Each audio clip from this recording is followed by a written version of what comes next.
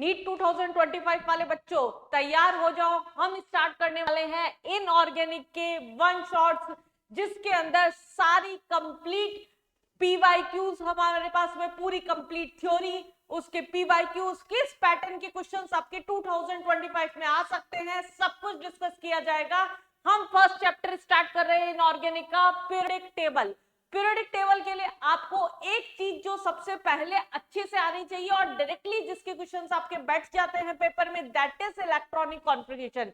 आपको सबसे अच्छे से लिखना आना चाहिए इलेक्ट्रॉनिक कॉन्फ़िगरेशन, उसमें कोई भी इफ बट आगे पीछे गलती नहीं होनी चाहिए। अदरवाइज आपके मैग्नेटिक नेचर का जो फिक्स क्वेश्चन होता है या फिर कलराइजेशन का जो क्वेश्चन होता है, उसमें एरर आने के, गलती होने के चांसेस बहुत ज्यादा होते हैं। बिना टाइम पास किए हम स्टार्ट करते हैं इलेक्ट्रॉनिक कॉन्फ़िगरेशन। आप लोगों को सबको पता होगा, जिनको नहीं भी पता कोई दिक्कत नहीं। ऑवर्स प्रिंसिपल के अकॉर्डिंग लिखा जाता है इलेक्ट्रॉनिक कॉन्फ़िगरेशन, जिसके अकॉर्डिंग हमने बोला इलेक्ट्रॉन्स की फिलिंग जो होती है वो लोअर एनर्जी लेवल से हायर एनर्जी लेवल की तरफ फिल किया जाता है। इलेक्ट्रॉन्स को हम लोअर एनर्जी लेवल से हायर एनर्जी लेवल की तरफ फिल करते हैं डायगोनली। इस पैटर्न के अंदर हमने नंबर 1 यहां से स्टार्ट किया है, यहां से हम इलेक्ट्रॉन की फिलिंग स्टार्ट करते हैं। कोई भी पेपर होता है, हमें पेपर में सबसे पहले बच्चा क्या छाप लेना है, जाके हमें छाप लेना है इलेक्ट्रॉनिक कॉन्फ़िगरेशन। पीछे सबसे पहले इस चीज को छाप लेना है, ये आपका 5 से 7 क्वेश्चंस के अंदर टाइम बचाएगा। डी एंड एफ और कोऑर्डिनेशन के क्वेश्चन में स्पेशली ये पैटर्न जो होगा आपका टाइम बचाएगा। सबसे पहले अगर हम बात कर रहे हैं इलेक्ट्रॉनिक कॉन्फ़िगरेशन की, ये हमारे पास में हमने according to energy level, increasing energy level के बेसिस पर इलेक्ट्रॉन्स की फिल कर लिया। 1s2 2s2 2p6 3s2 3p6, यहां तक आते आते आप भूल जाते हैं, इसलिए इसको सबसे पहले लिख के रख ले।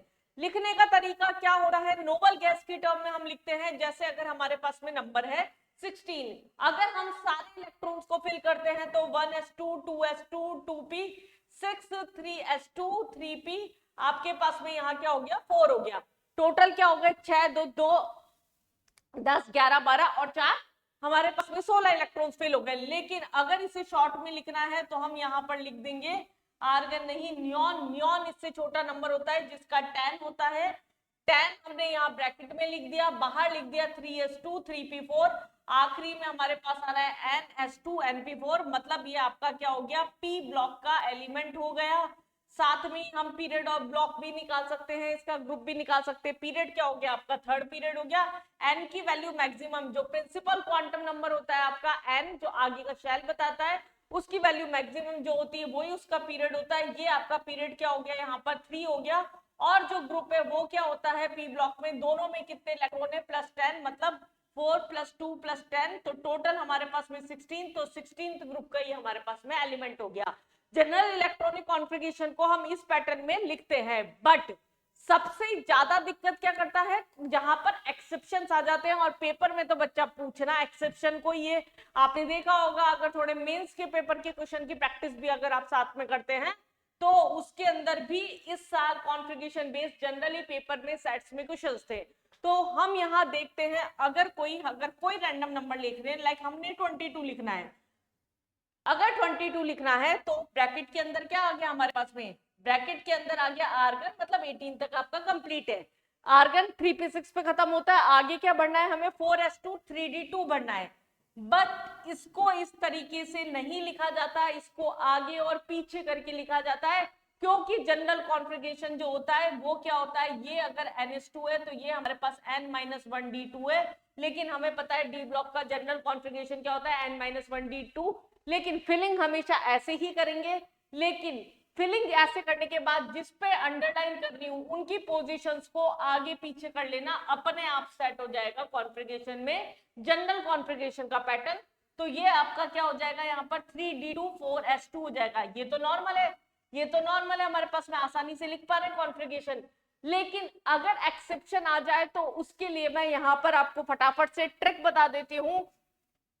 ट्रिक कौन सी, कितने एक्सेप्शंस है और ट्रिक क्या है हमारे पास में, अगर हम उसकी बात कर रहे हैं यहाँ पर, तो ये दो तो आपको याद रखने, इसके बारे में हम बाद में बात करेंगे। लेकिन उससे पहले ध्यान रखिएगा, कहीं पर भी D4S2 आ रहा है तो सीधा उठा के D5S1 कर देना। 3 एक्सेप्शन आपके बन जाएंगे। कहीं पर भी D9S2 आ रहा है जनरलाइज लिखते टाइम पे तो उसे D10S1 कर देना। F8 आ रहा है F ब्लॉक के अंदर तो उसे F7 करके D1 कर देना। 2 एक्सेप्शन आपके ये 10 हमारे पास में यहाँ पर होता है फुलफिल्ड होने के लिए, 5 होता है हाफ फिल्ड होने के लिए और 7 होता है हाफ फिल्ड होने के लिए। तो ये टोटल आपके कितने एक्सेप्शंस हो गए बच्चा? 8 एक्सेप्शंस जो कि निकल के आते हैं वो हमारे पास में यहाँ पर कंप्लीट हो गए। जैसे अगर मैं बात करती हूँ कॉपर की, कॉपर का नंबर होता है 29। अगर हम इसे लिखेंगे तो आर्गन 3D9 4S2 लिखेंगे। ये हमारे पास में एक्सपेक्टेड होता है कि हमें ऐसा लिखना होता है, बट ये ऐसा नहीं होता। ये फुलफिल्ड होने के लिए एक इलेक्ट्रॉन ट्रांसफर कर लेता है। ये इसका जो कॉन्फ़िगरेशन निकल के आएगा वो क्या होगा? Argon 3D10 4S1। मैडम ऐसे तो हम भूल जाएंगे, इसीलिए बच्चा ट्रिक बताया है यहाँ पर कि अगर D4 आ रहा है तो 5 कर देना, 9 आ रहा है तो 10 कर देना और 8 आ रहा है तो 7। तो टोटल आपके 8 एक्सेप्शंस हो गए जिसके रीजन भी है हमारे पास। ऐसा नहीं है कि इनके रीजन नहीं है, इनके रीजन है हमारे पास में। तो ये विथ कॉन्सेप्ट याद रखने हैं। बट एक सीरीज है मक्कार सीरीज आपकी 4D सीरीज जिसे कहते हैं पीरियड 5 के एलिमेंट, जिसमें बिन हाथ पैर के काम हो रहे 4D सीरीज जो होती है आपकी। 4D सीरीज में देखते हो 4D3 की जगह 4 आ जाता है, 6 की जगह 7 आ जाता है, 7 की जगह 8 आ जाता है, 8 की जगह यहाँ पर 10 आ जाता है। तो इस सीरीज में कोई रूल अप्लाई नहीं होता है। 4D सीरीज का ट्रिक बता देती हूँ। जहां पर भी 4D है हमारे पास में 4D हैज नेवर पावर 3 की टेबल 3 6 9 4D के ऊपर कभी भी 3 6 और 9 ये नहीं आएंगे यहाँ पर। अगर हम कहीं पर भी 3 देख रहे हैं तो उसे 4 कर दें। अगर हमारे पास में यहाँ पर अगर हम बात कर रहे हैं जनरलाइज लिखते टाइम पे ये आ रहा है 3D3, अगर हमारे पास में 4D3 आ रहा है, अगर इन केस अगर हमारे पास में यहाँ पर क्या है 4D3 आ रहा था, फिर क्या आ रहा है आपके पास में 5S2 आ रहा है। अगर हमारे पास में यहाँ पर 5S2 आ रहा है साथ में तो हम इसको क्या करें 4D4 5S1 कर दो। ये अकेला केस है जहां D के सर पे 4 लिखा हुआ होता है, लेकिन वो भी 3 की जगह 4 आ रहा है, 4 की जगह 5 ही आता है। फिर 4D5 तो होता ही है, 4D6 अगर 5S2 है तो उसे 4D7 5S1 कर देना। अगर 4D7 है 5S2 तो इसे क्या कर देते हैं 4D8 5S1 कर देंगे। और जहां पर 4D8 5S1 आ रहा था 5S2 आ रहा था इसे सीधा 4D10 कर देना। ये आपके D सीरीज के 4D सीरीज के सारे एक्सेप्शन हो गए। इसके अलावा आपका प्लेटिनम आता है, ये बहुत रिपीटेड है हमारे पास में 79 नंबर जो होता है। यहाँ इस केस के अंदर 5D9 आता है, D के सर पे 9 जो आ रहा है वो केवल इस केस के अंदर आ रहा है। ऐसे ही सीजियम यहाँ पर 58 नंबर जिसमें 4D2 6S2 आना चाहिए, उसमें 4F1 5D1 6S2 होता है। तो ये जो है आपको पेज छपा हुआ होना चाहिए पेपर में जाने से पहले, क्योंकि मोस्ट प्रोबेबली एक क्वेश्चन आपका इधर से ही सेट होगा। डायरेक्टली इलेक्ट्रॉनिक कॉन्फ़िगरेशन आ रहा है, आइदर मिला के आ रहा है कि इसमें से कौन से आयंस कलराइजेशन वाले हैं, कलर्ड आयन फॉर्मेशन बना रहे हैं या मैग्नेटिक प्रॉपर्टी रख रहे हैं। इस तरह का भी कोई क्वेश्चन सेट होता है तो उसके लिए हमें कॉन्फ़िगरेशन लिखना अच्छे से आना चाहिए। तो ये तो बात हुई पीरियडिक टेबल स्टार्ट जो मैंने करना था उससे पहले आपको दिया बोनस। बोनस मतलब ये पोर्शन जो है आपको पीरियडिक टेबल से पहले पढ़ाया गया है, जिससे आप कॉन्फ़िगरेशन बेस कोई भी क्वेश्चन पीरियडिक में आ रहा है तो उससे रिलेटेड कोई भी गलती ना करें। फटाफट से हम बिना टाइम वेस्ट किए अगेन स्टार्ट करते हैं। यहाँ पर इलेक्ट्रॉनिक कॉन्फ़िगरेशन के बाद में periodic table and periodicity, periodic classification of elements. वैसे तो जनरली मैं ये बोलती हूँ कि आपको हिस्ट्री नहीं पढ़ के जानी, कम हमारे पास में क्वेश्चंस आते हैं, लेकिन क्योंकि इस बार मेंस में 2025 के 2 सेट के अंदर हमारे पास में क्या किया, लॉथर मेयर कर्व का प्रिंसिपल पूछ लिया कि किसके बेसिस पर है, सिमिलरली मेंडलियन पीरियडिक टेबल किसके बेसिस पर है। तो आपको एक बार मैं बोलूंगी गो थ्रू करके जाइए आराम से। एक बार हम जानते हैं नीट में इस बार पेपर का लेवल थोड़ा सा अच्छा होने वाला है, तो हमारी लेवल की जो तैयारी है वो उसी लेवल पे होनी चाहिए। मेंडलीव पीरियडिक टेबल की अगर हम बात कर रहे हैं यहाँ सबसे पहले उससे पहले सबसे पहले डेवलपमेंट की बात करते हैं तो सबसे पहले हमारे पास में क्या आया, हालांकि ये ना भी पढ़ूं मैं तो चल जाएगा, डोमिनेट ट्रेड आया। तीन तीन के एलिमेंट्स के अंदर हमने एलिमेंट्स को इस तरीके से अरेंज कर दिया कि फर्स्ट और नेक्स्ट एलिमेंट जो थर्ड एलिमेंट है उनका एवरेज जो होगा वो सेंट्रल एलिमेंट का एटॉमिक मास होगा। दूसरा हमारे पास में न्यूलैंड लॉ ऑफ ऑक्टेव आया, उसके अकॉर्डिंग बोला कि हर फर्स्ट एलिमेंट अपने से एट्थ एलिमेंट तक रिजेंबल प्रॉपर्टी शो करता है, लेकिन इसको अप टू कैल्शियम ही अप्लाई कर सकते थे। डी ब्लॉक के एंट्री होते ही इसको रिजेक्ट कर दिया गया, तो इसको भी हमने हटा दिया। देन हमारे पास में आया लॉथर-मेयर कर्व, जहां पर प्लॉट किया गया एक ग्राफ जिसमें एटॉमिक मास और वॉल्यूम के बेसिस पर ग्राफ प्लॉट किया गया। मासेस अगेंस्ट एटॉमिक वॉल्यूम, मतलब हमने डेंसिटी के बेसिस पर क्या किया, इसको बना लिया। ये ध्यान रखिएगा कि लॉथर-मेयर कर्व को किस प्रिंसिपल के बेसिस पर सेट किया गया है, जहां पर टॉप पे हमारे पास में एल्कलाइन मेथड्स रखे, बॉटम पे ट्रांजिशन एलिमेंट्स असेंडिंग और डिसेंडिंग ऑर्डर में यहाँ पर हेलोजेंस रखे गए। लेकिन ग्राफिकली किसी भी पीरियोडिक टेबल को याद रखना बच्चा आसान नहीं है, तो इसलिए इसको भी क्या कर दिया गया, रिजेक्ट कर दिया गया। और फिर उसके बाद में हमारे मेंडलीफ बाबा आए, जिन्होंने पूरा पीरियोडिक टेबल बहुत ही तमीज से बहुत ही अच्छे से आपको परोस के दिया था, लेकिन उसके भी कुछ ड्रॉबैक्स रह गए थे। यहाँ पर पीरियड्स ग्रुप्स अच्छे से क्लासिफाइड कर दिए थे, पर कुछ ऐसी प्रॉपर्टीज थी जो कि सेम प्रॉपर्टीज रख रही थी लेकिन अलग ग्रुप में रखी गई थी। दूसरा हमारे पास में यहाँ पर सेपरेट आइसोटोप्स की पोजीशन के बारे में कोई आइडिया नहीं था। हाइड्रोजन की पोजीशन एग्जैक्टली फर्स्ट या सेवंथ ग्रुप में आ रही है, उसका कोई आइडिया नहीं था। कुछ ड्रॉबैक्स के अलावा मेरिट्स भी थे कि कुछ एलिमेंट्स जो पीरियोडिक टेबल में नए इन्वेंट किए जाएंगे आगे, उसके लिए एक अलग से स्पेस रखी थी। तो ये थियोरेटिकल पार्ट है आपका। मेन चीज आपको क्या याद रखनी है, यहाँ पर मेन चीज आपको याद रखनी है कि एटॉमिक मास के बेसिस पर बच्चे भूल जाते हैं आप लोग जनरली ये कि एटॉमिक मास के बेसिस पर मेंडलीफ पीरियोडिक टेबल को अरेंज किया गया था, लेकिन मॉडर्न पीरियोडिक टेबल आपकी जो है उसको किसके बेसिस पर अरेंज किया, बताएं फटाफट, एटॉमिक नंबर के बेसिस पर यहां पर उसको अरेंज किया गया। लॉन्ग फॉर्म ऑफ जो पीरियोडिक टेबल है हमारे पास में जो दी गई थी मॉसलेस के थ्रू, उसके अकॉर्डिंग यहाँ पर एटॉमिक नंबर के अकॉर्डिंग पीरियोडिक टेबल को अरेंज किया गया। और यहाँ पर बोला कि फिजिकल और केमिकल प्रॉपर्टीज जो भी एलिमेंट्स की होती है वो उसके एटॉमिक मास का फंक्शन होती है। यहाँ क्या बोला, सॉरी, उसके एटॉमिक नंबर का फंक्शन होती है। आपको क्या याद रखना है, केवल ये डब्बे वाला वर्ड याद रखना है कि एटॉमिक नंबर के बेसिस पर हमने मेंडलीफ के बाद मॉसले की जो मॉडर्न पीरियोडिक टेबल है उसको अरेंज किया। यहां तक थ्योरी पार्ट मजे चल रहे थे। अब स्टार्ट होती है असली कहानी। यहां से स्टार्ट होते हैं आपके क्वेश्चन, ट्रेंड्स बेस्ड क्वेश्चन होते हैं पीरियोडिसिटी में। ट्रेंड्स बेस्ड क्वेश्चन अगर आप रट्टा नहीं मार के जा रहे हैं ना, इनऑर्गेनिक को समझ के जा रहे हैं, तो एक भी क्वेश्चन आपका गलत नहीं होगा। एक्सेप्शंस की भरमार ट्रिक बताने वाली हूं मैं इन सारे लेक्चर्स में। बॉन्डिंग की सारी शॉर्ट ट्रिक्स बताने वाली हूँ, पेपर में बहुत जल्दी करा सकती हूँ मैं केमिस्ट्री को। सारे चैप्टर्स में आपके कंप्लीट कराऊंगी। पीरियोडिक से हमने स्टार्ट किया है, मैं आपको last principle related to practical chemistry तक लेके जाऊंगी और कोशिश करूंगी मेरे इन्हीं लेक्चर से आप 180 आउट ऑफ 180 क्रैक करके आए नीट के पेपर के अंदर। मेरा एक्सपीरियंस 15 साल का निचोड़ के दे रही हूं आपको 15 दिन के अंदर, जिससे कि आप अच्छे से अच्छा करके आ पाए। उसके लिए आपको मेरा चैनल सब्सक्राइब करना पड़ेगा। ये स्पेसिफिक कैटलाइजर इंस्टीट्यूट के चैनल पे मैं ऑलरेडी बोर्ड्स के, जेई के, एडवांस के, मेंस के कंटेंट डाल रही हूँ, लेकिन ये स्पेसिफिक चैनल स्पेसिफिकली आप फ्यूचर डॉक्टर्स, नीट वाले एस्पिरेंट्स के लिए बनाया गया है। केवल स्पेसिफिकली केमिस्ट्री का जो चैनल को फटाफट से सब्सक्राइब कर लीजिए आगे के लेक्चर्स के लिए। चलिए पीरियोडिसिटी की बात करते हैं। पीरियोडिसिटी हमारे पास में क्या बोलती है, पीरियोडिसिटी हमारे पास में ट्रेंड्स बता रही है। डाउन दी ग्रुप क्या हो रहा है, कोई भी प्रॉपर्टी, अलोंग दी पीरियड क्या हो रही है। डाउन दी ग्रुप हमारे पास में जा रहे हैं, एटॉमिक साइज बढ़ रहा है, कम हो रहा है, आईपी बढ़ रही है, कम हो रही है, इलेक्ट्रॉन गेन एंथैल्पी बढ़ रही है, कम हो रही है। और जहां हमने रटा मारा वहां क्वेश्चन आपके गलत, तो उसको सही कैसे किया जाएगा ये पढ़ेंगे हम यहाँ पर।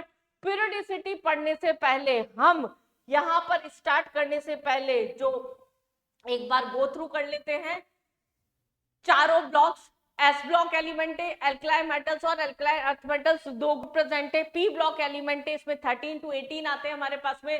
ग्रुप 13 को बोरोन फैमिली, ग्रुप 14 को कार्बन फैमिली, ग्रुप 15 को हम नाइट्रोजन फैमिली जिसको नाइट्रोजन्स भी बोलते हैं, ग्रुप 16 को ऑक्सीजन फैमिली जिसको चैल्कोजेंस भी बोलते हैं, ग्रुप 17 को हैलोजेंस एंड ग्रुप 18 को नोबल गैसेस बोलते हैं। देन हमारे पास आता है डी ब्लॉक। डी ब्लॉक का जनरल इलेक्ट्रॉनिक कॉन्फ़िगरेशन होता है n-1, डी के ऊपर पावर 1-10 और ns 1 to 2। इनको हम ट्रांजिशन एलिमेंट बोलते हैं। 3 एलिमेंट ऐसे कौन से हैं जो ट्रांजिशन एलिमेंट नहीं है बट डी ब्लॉक के एलिमेंट है, that are zinc, cadmium and mercury. इनका फुलफिल्ड कॉन्फ़िगरेशन होता है जिसकी वजह से इनको ट्रांजिशन एलिमेंट नहीं बोलते। ये हमारे पास में थ्योरी के बारे में बात हो रही है। एफ ब्लॉक एलिमेंट्स का general configuration n-2 f1 to 14 n-1 d0 to 1 ns 1 to 2।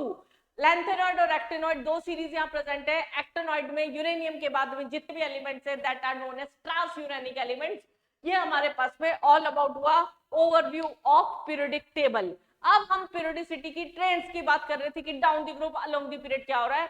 उसके लिए आपको दो वर्ड्स यहाँ पर अच्छे से क्लियर होने चाहिए, दैट इज सबसे पहले इफेक्टिव न्यूक्लियर चार्ज और दूसरा वर्ड जो हम लेके चल रहे हैं शील्डिंग इफेक्ट। समझिएगा, इफेक्टिव न्यूक्लियर चार्ज एक वर्ड मैंने आपको ये बोला, दूसरा वर्ड बोला मैंने आपको शील्डिंग इफेक्ट। ये दो वर्ड्स हमारे पास में यहाँ पर बोले। इफेक्टिव न्यूक्लियर चार्ज क्या होता है? आउटर मोस्ट शेल में जो भी इलेक्ट्रॉन प्रेजेंट है उसका न्यूक्लियस की तरफ अट्रैक्शन या total charge developed by outermost shell electron towards nucleus. अगर हम बात कर रहे हैं ये मतलब सीधी अगर मैं कॉन्सेप्ट वाइज बात करूं, जैसे इफेक्टिव न्यूक्लियर चार्ज है आपको ये चीज नजर आनी चाहिए कि श्रिंक हो रहा है, इसकी वजह से साइज क्या होगा?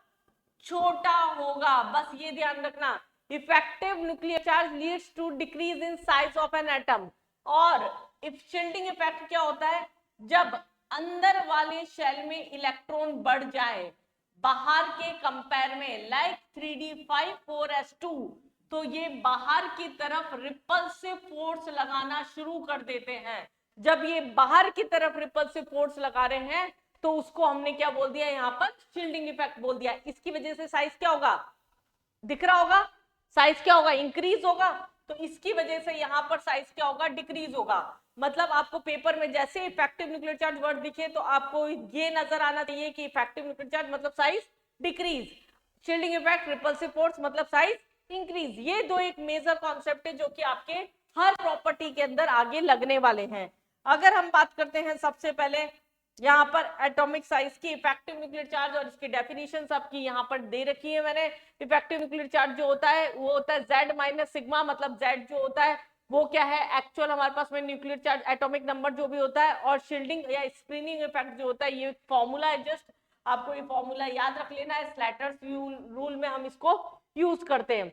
एटॉमिक रेडियस, अब फर्स्ट प्रॉपर्टी की बात करते हैं एटॉमिक रेडियस। एटॉमिक रेडियस क्या होता है? न्यूक्लियस से आउटर मोस्ट शेल के बीच का डिस्टेंस। अगर हम बात कर रहे हैं एटॉमिक रेडियस क्या है, अगर हम बात कर रहे हैं ये न्यूक्लियस से आउटर मोस्ट शेल के बीच का distance, this is atomic radius. अगर हम कोवेलेंट रेडियस की बात कर रहे हैं तो क्या हो जाएगा आपका? दो एटम से बराबर बराबर बनाना। यहाँ पर इन दोनों के बीच का जो डिस्टेंस है इसका हाफ जो है वो क्या होगा? कोवेलेंट रेडियस होगा। और अगर दो एटम्स आपस में वॉन डर वाल फोर्स से अट्रैक्टेड हैं तो इन दोनों के बीच का जो डिस्टेंस है, मतलब ये वाला जो डिस्टेंस है इसका जो हाफ होगा वो क्या हो जाएगा आपका? यहाँ पर इसका जो हाफ होगा वो क्या हो जाएगा आपका? वॉन डर वाल रेडियस हो जाएगा। अगर हमारे पास शेल्स के नंबर कभी भी सेम है, मतलब अगर एक ही एलिमेंट की बात कर रहे हैं, ऐसे देखा होगा ना, अगर किसी एटम का रेडिया है, एटॉमिक रेडियस, कोवेलेंट रेडियस और वॉन डर वाल रेडिया है, अगर ऑब्जर्व किया गया तो उनका ऑर्डर क्या होगा? तो वॉन डर वाल रेडिया सबसे बड़ा होगा, देन कोवेलेंट रेडिया होगा, देन एटॉमिक रेडिया होगा। एक कॉन्सेप्ट आपको क्वेश्चंस के लिए बच्चा ये याद रखना है। दूसरा क्या याद रखना है यहाँ पर? डाउन द ग्रुप जाने पर क्या होगा और अलोंग द पीरियड आने पर क्या होगा। अगर हम डाउन द ग्रुप जा रहे हैं तो एटॉमिक रेडियस क्या होगा?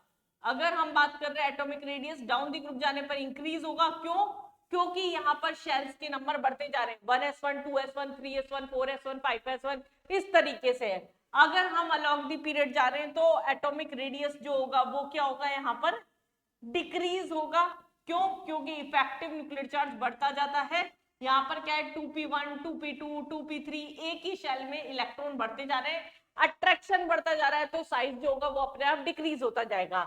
बट अगर हम बात करते हैं ग्रुप 17 से 18 में आने पर, इधर की तरफ जाने पर 18 का सेम पीरियड के अंदर साइज होता है वो बड़ा हो जाता है। किसी को रीजन याद है? बिना मेरे से आगे पढ़े फटाफट से सोच के कमेंट सेक्शन में बताना और फिर आगे बढ़ना। मैं देखना चाहती हूँ ये कितने जने जानते हैं इस पर्टिकुलर टाइम पर भी। यहाँ पर ये क्या हो गया, वॉन्डरवाल रेडियाई होता है और यहाँ तक कोवेलेंट रेडियाई होता है, तो उसी वजह से यहाँ पर क्या होता है, ये ट्रेंड फॉलो होता है। इन सबको मिला जुला के हमें एटॉमिक रेडियाई के क्वेश्चन कर देने केवल। फॉर एग्जाम्पल अगर हम बात कर रहे हैं यहाँ पर हमारे पास में नाइट्रोजन, फॉस्फोरस, ऑक्सीजन और कुछ भी ले लो कार्बन, इसके अंदर हमें ऑर्डर बताना है रेडियाई का। सबसे पहले कॉन्फ़िगरेशन लिख लीजिए 2p2, इसका हो गया 3p3, इसका हो गया 2p4 और इसका हो गया 2p2। या तो पीरियडिक टेबल में रट्टा मार के लिखेंगे तो उससे क्वेश्चन गलत होने के चांस है, पर अगर हम इस तरीके से करेंगे क्वेश्चन कभी गलत नहीं होगा। 3p3 है, शेल ज्यादा है, साइज बड़ा हो गया। इन तीनों में इफेक्टिव न्यूक्लियर चार्ज देख लो तो कार्बन में सबसे कम है, उसके बाद में यहाँ पर सॉरी 2p3 था नाइट्रोजन, तो ये क्या हो गया, नाइट्रोजन हो गया, फिर ऑक्सीजन हो गया। ये हमारे पास में इसका आंसर निकल के आ गया। तो ये हमारे पास में एटॉमिक रेडियस। जिन बच्चों को डेफिनेशन नहीं आती, एक बार पढ़ के जाना चाहते हैं, वो एक बार पढ़ सकते हैं यहाँ से। कोवेलेंट रेडियल डिस्टेंस जो होता है दो सेंटर्स के बीच में कोवेलेंटली बॉन्डेड उनका हाफ। अगर हम मेटेलिक रेडियाई की बात कर रहे हैं, वॉन्डरवाल रेडियाई की बात कर रहे हैं, सबकी डेफिनेशंस मैंने यहाँ पर आपको लिख के दे रखी है। अब ये तो हमारे पास ट्रेंड्स और क्वेश्चन वाली बात हो गई, लेकिन क्वेश्चन यहां से भी नहीं आता। इस साल जो मैं बोलूं नीट 2025 के अंदर एक बहुत ज्यादा आने की चांस जो क्वेश्चन है आपके, that is iso electronic species. पहला क्वेश्चन जो मैं आपको एक्सपेक्टेड क्वेश्चन दे रही हूं नीट 2025 के लिए है एटॉमिक रेडियाई से आएगा question, that is iso electronic species. Iso electronic species क्या होती है एक बार फटाफट से समझ लेते हैं। Iso electronic species, iso electronic species होती है आपकी जिनका नंबर ऑफ इलेक्ट्रॉन्स जो होते हैं वो क्या होते हैं आपके, सेम होते हैं। Species having same number of electrons, species having same number of electrons. Either cation हो सकता है, एनायन हो सकता है, सेम नंबर ऑफ इलेक्ट्रॉन्स, कुछ भी हो सकता है। कैटायन भी हो सकता है आपका, एनायन भी हो सकता है, और यहाँ पर न्यूट्रल एटम भी हो सकता है। फॉर एग्जाम्पल Na प्लस है, O2 माइनस है, नियॉन है, अगर हमारे पास F माइनस है, Mg+2 है। बहुत ही कॉमन क्वेश्चन है हमारे पास में, ये सब क्या है, आइसो इलेक्ट्रॉनिक है। ऑक्सीजन 11, इसका नंबर कितना होता है 11, सोडियम का 1 माइनस कर दो 10 आ रहा है। ऑक्सीजन का कितना होता है 8 प्लस 2 कर दो 10 आ रहा है। नियॉन तो बेचारा होता ही 10 है। फ्लोरीन नेगेटिव 1 है तो 1 कर दो तो 10 आ रहा है। मैग्नीशियम होता है आपका 12, माइनस 2 कर दो तो 10। तो यहाँ आके आपके सारे कॉन्सेप्ट फेल हो जाते हैं। शेल नहीं देखना, इफेक्टिव न्यूक्लियर चार्ज नहीं देखना, वॉन्डरवाल रेडियाई नहीं देखना। इन कंडीशन में हमें क्या देखना है, केवल एनायन और कैटायन का कंडीशन।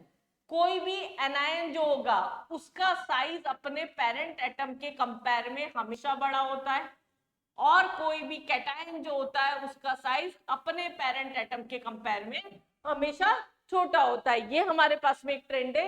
इसका मतलब हम सीधा सीधा आइसो इलेक्ट्रॉनिक स्पीशीज के लिए क्या बात कर सकते हैं, यहाँ पर क्वेश्चंस को इजी करने के लिए एक ट्रिक बता रही हूँ, मोर नेगेटिव मोर रेडियाई। अगर आइसो इलेक्ट्रॉनिक है तो जितना ज्यादा नेगेटिव उतना ज्यादा रेडियाई, जितना ज्यादा पॉजिटिव कैटायन पार्ट जितना ज्यादा उतना ही ज्यादा लेस रेडियाई। इससे आपके क्वेश्चंस बहुत ही आसानी से हो जाएंगे। फॉर एग्जांपल इसी को हमें ऑर्डर में अरेंज करना है आइसो इलेक्ट्रॉनिक के, तो ये हमारे पास में O2 माइनस जो होगा सबसे ज्यादा, F minus, then Ne, then Na plus और देन Mg+2। मतलब ये दो क्वेश्चन है ना, दो क्वेश्चन की ट्रेंड बता रही हूं मैं। एक क्वेश्चन आपका होता है यहाँ पर Cl माइनस आर्गन Ca+2 ऐसा होता है, ये पे हो सकता है ये क्वेश्चन आपका पेपर में आ जाए। Cl माइनस हो गया आपका, S2 माइनस हो गया और K प्लस। ये दो रिपीटेड क्वेश्चन है जिसमें पेपर में कभी ऑप्शन तक चेंज नहीं कर रहे हैं, तो ये आपको तो बहुत आराम से आने चाहिए। आंसर क्या हो जाएगा, O2 minus, S2 minus, then Cl minus, then argon, then उसके बाद में K प्लस और देन Ca+2। ये हमारे पास में क्या हुआ, आइसो इलेक्ट्रॉनिक स्पीशीज के क्वेश्चंस हो गए।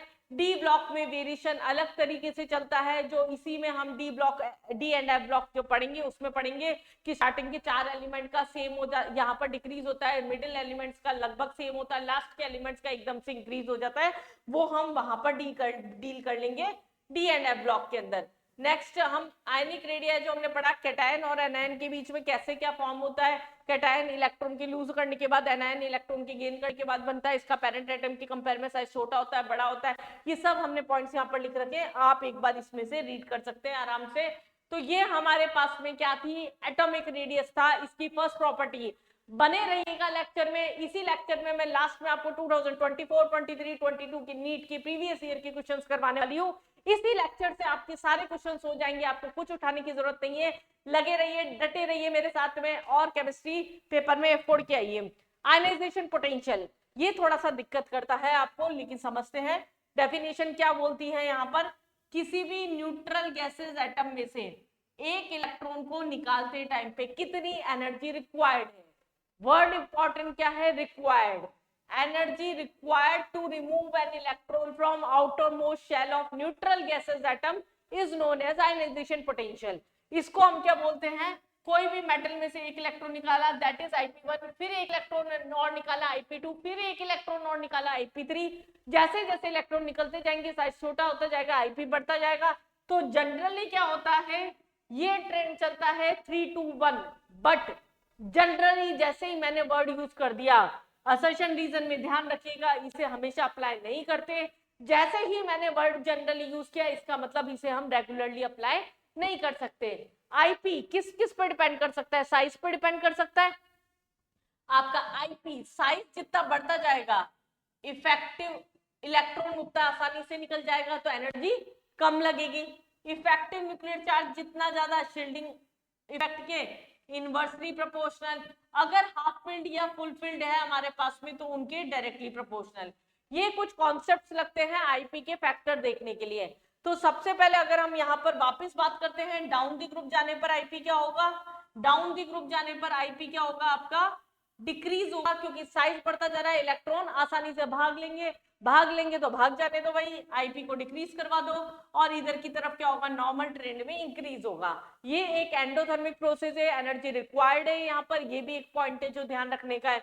अब जब हम बात करते हैं इधर की तरफ इंक्रीज हो रहा है, मतलब ग्रुप 13, 14, 15, 16, 17 इधर की तरफ इंक्रीज होना चाहिए, इंक्रीज होना चाहिए, इंक्रीज होना चाहिए। बट बाबा रे, ये आ गया हमारे पास एक्सेप्शन वाली कहानी, जिसे आप एक्सेप्शन करके रट्टा मारते हैं।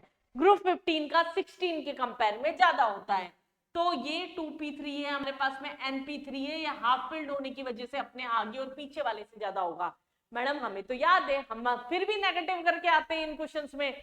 अब क्यों नेगेटिव करके आते हैं, उसका रीजन बताती हूँ कि हाफ फील्ड को देखने के बाद, खुश होने के बाद में भी क्यों हो जाते हैं क्वेश्चन नेगेटिव। जैसे नाइट्रोजन है, फ्लोरीन है, ऑक्सीजन है, कार्बन है, इसके आपको IP1 का अगर ऑर्डर बताना है, तो सबसे पहले हमें क्या कर लेना है, कॉन्फ़िगरेशन लिख लेना है।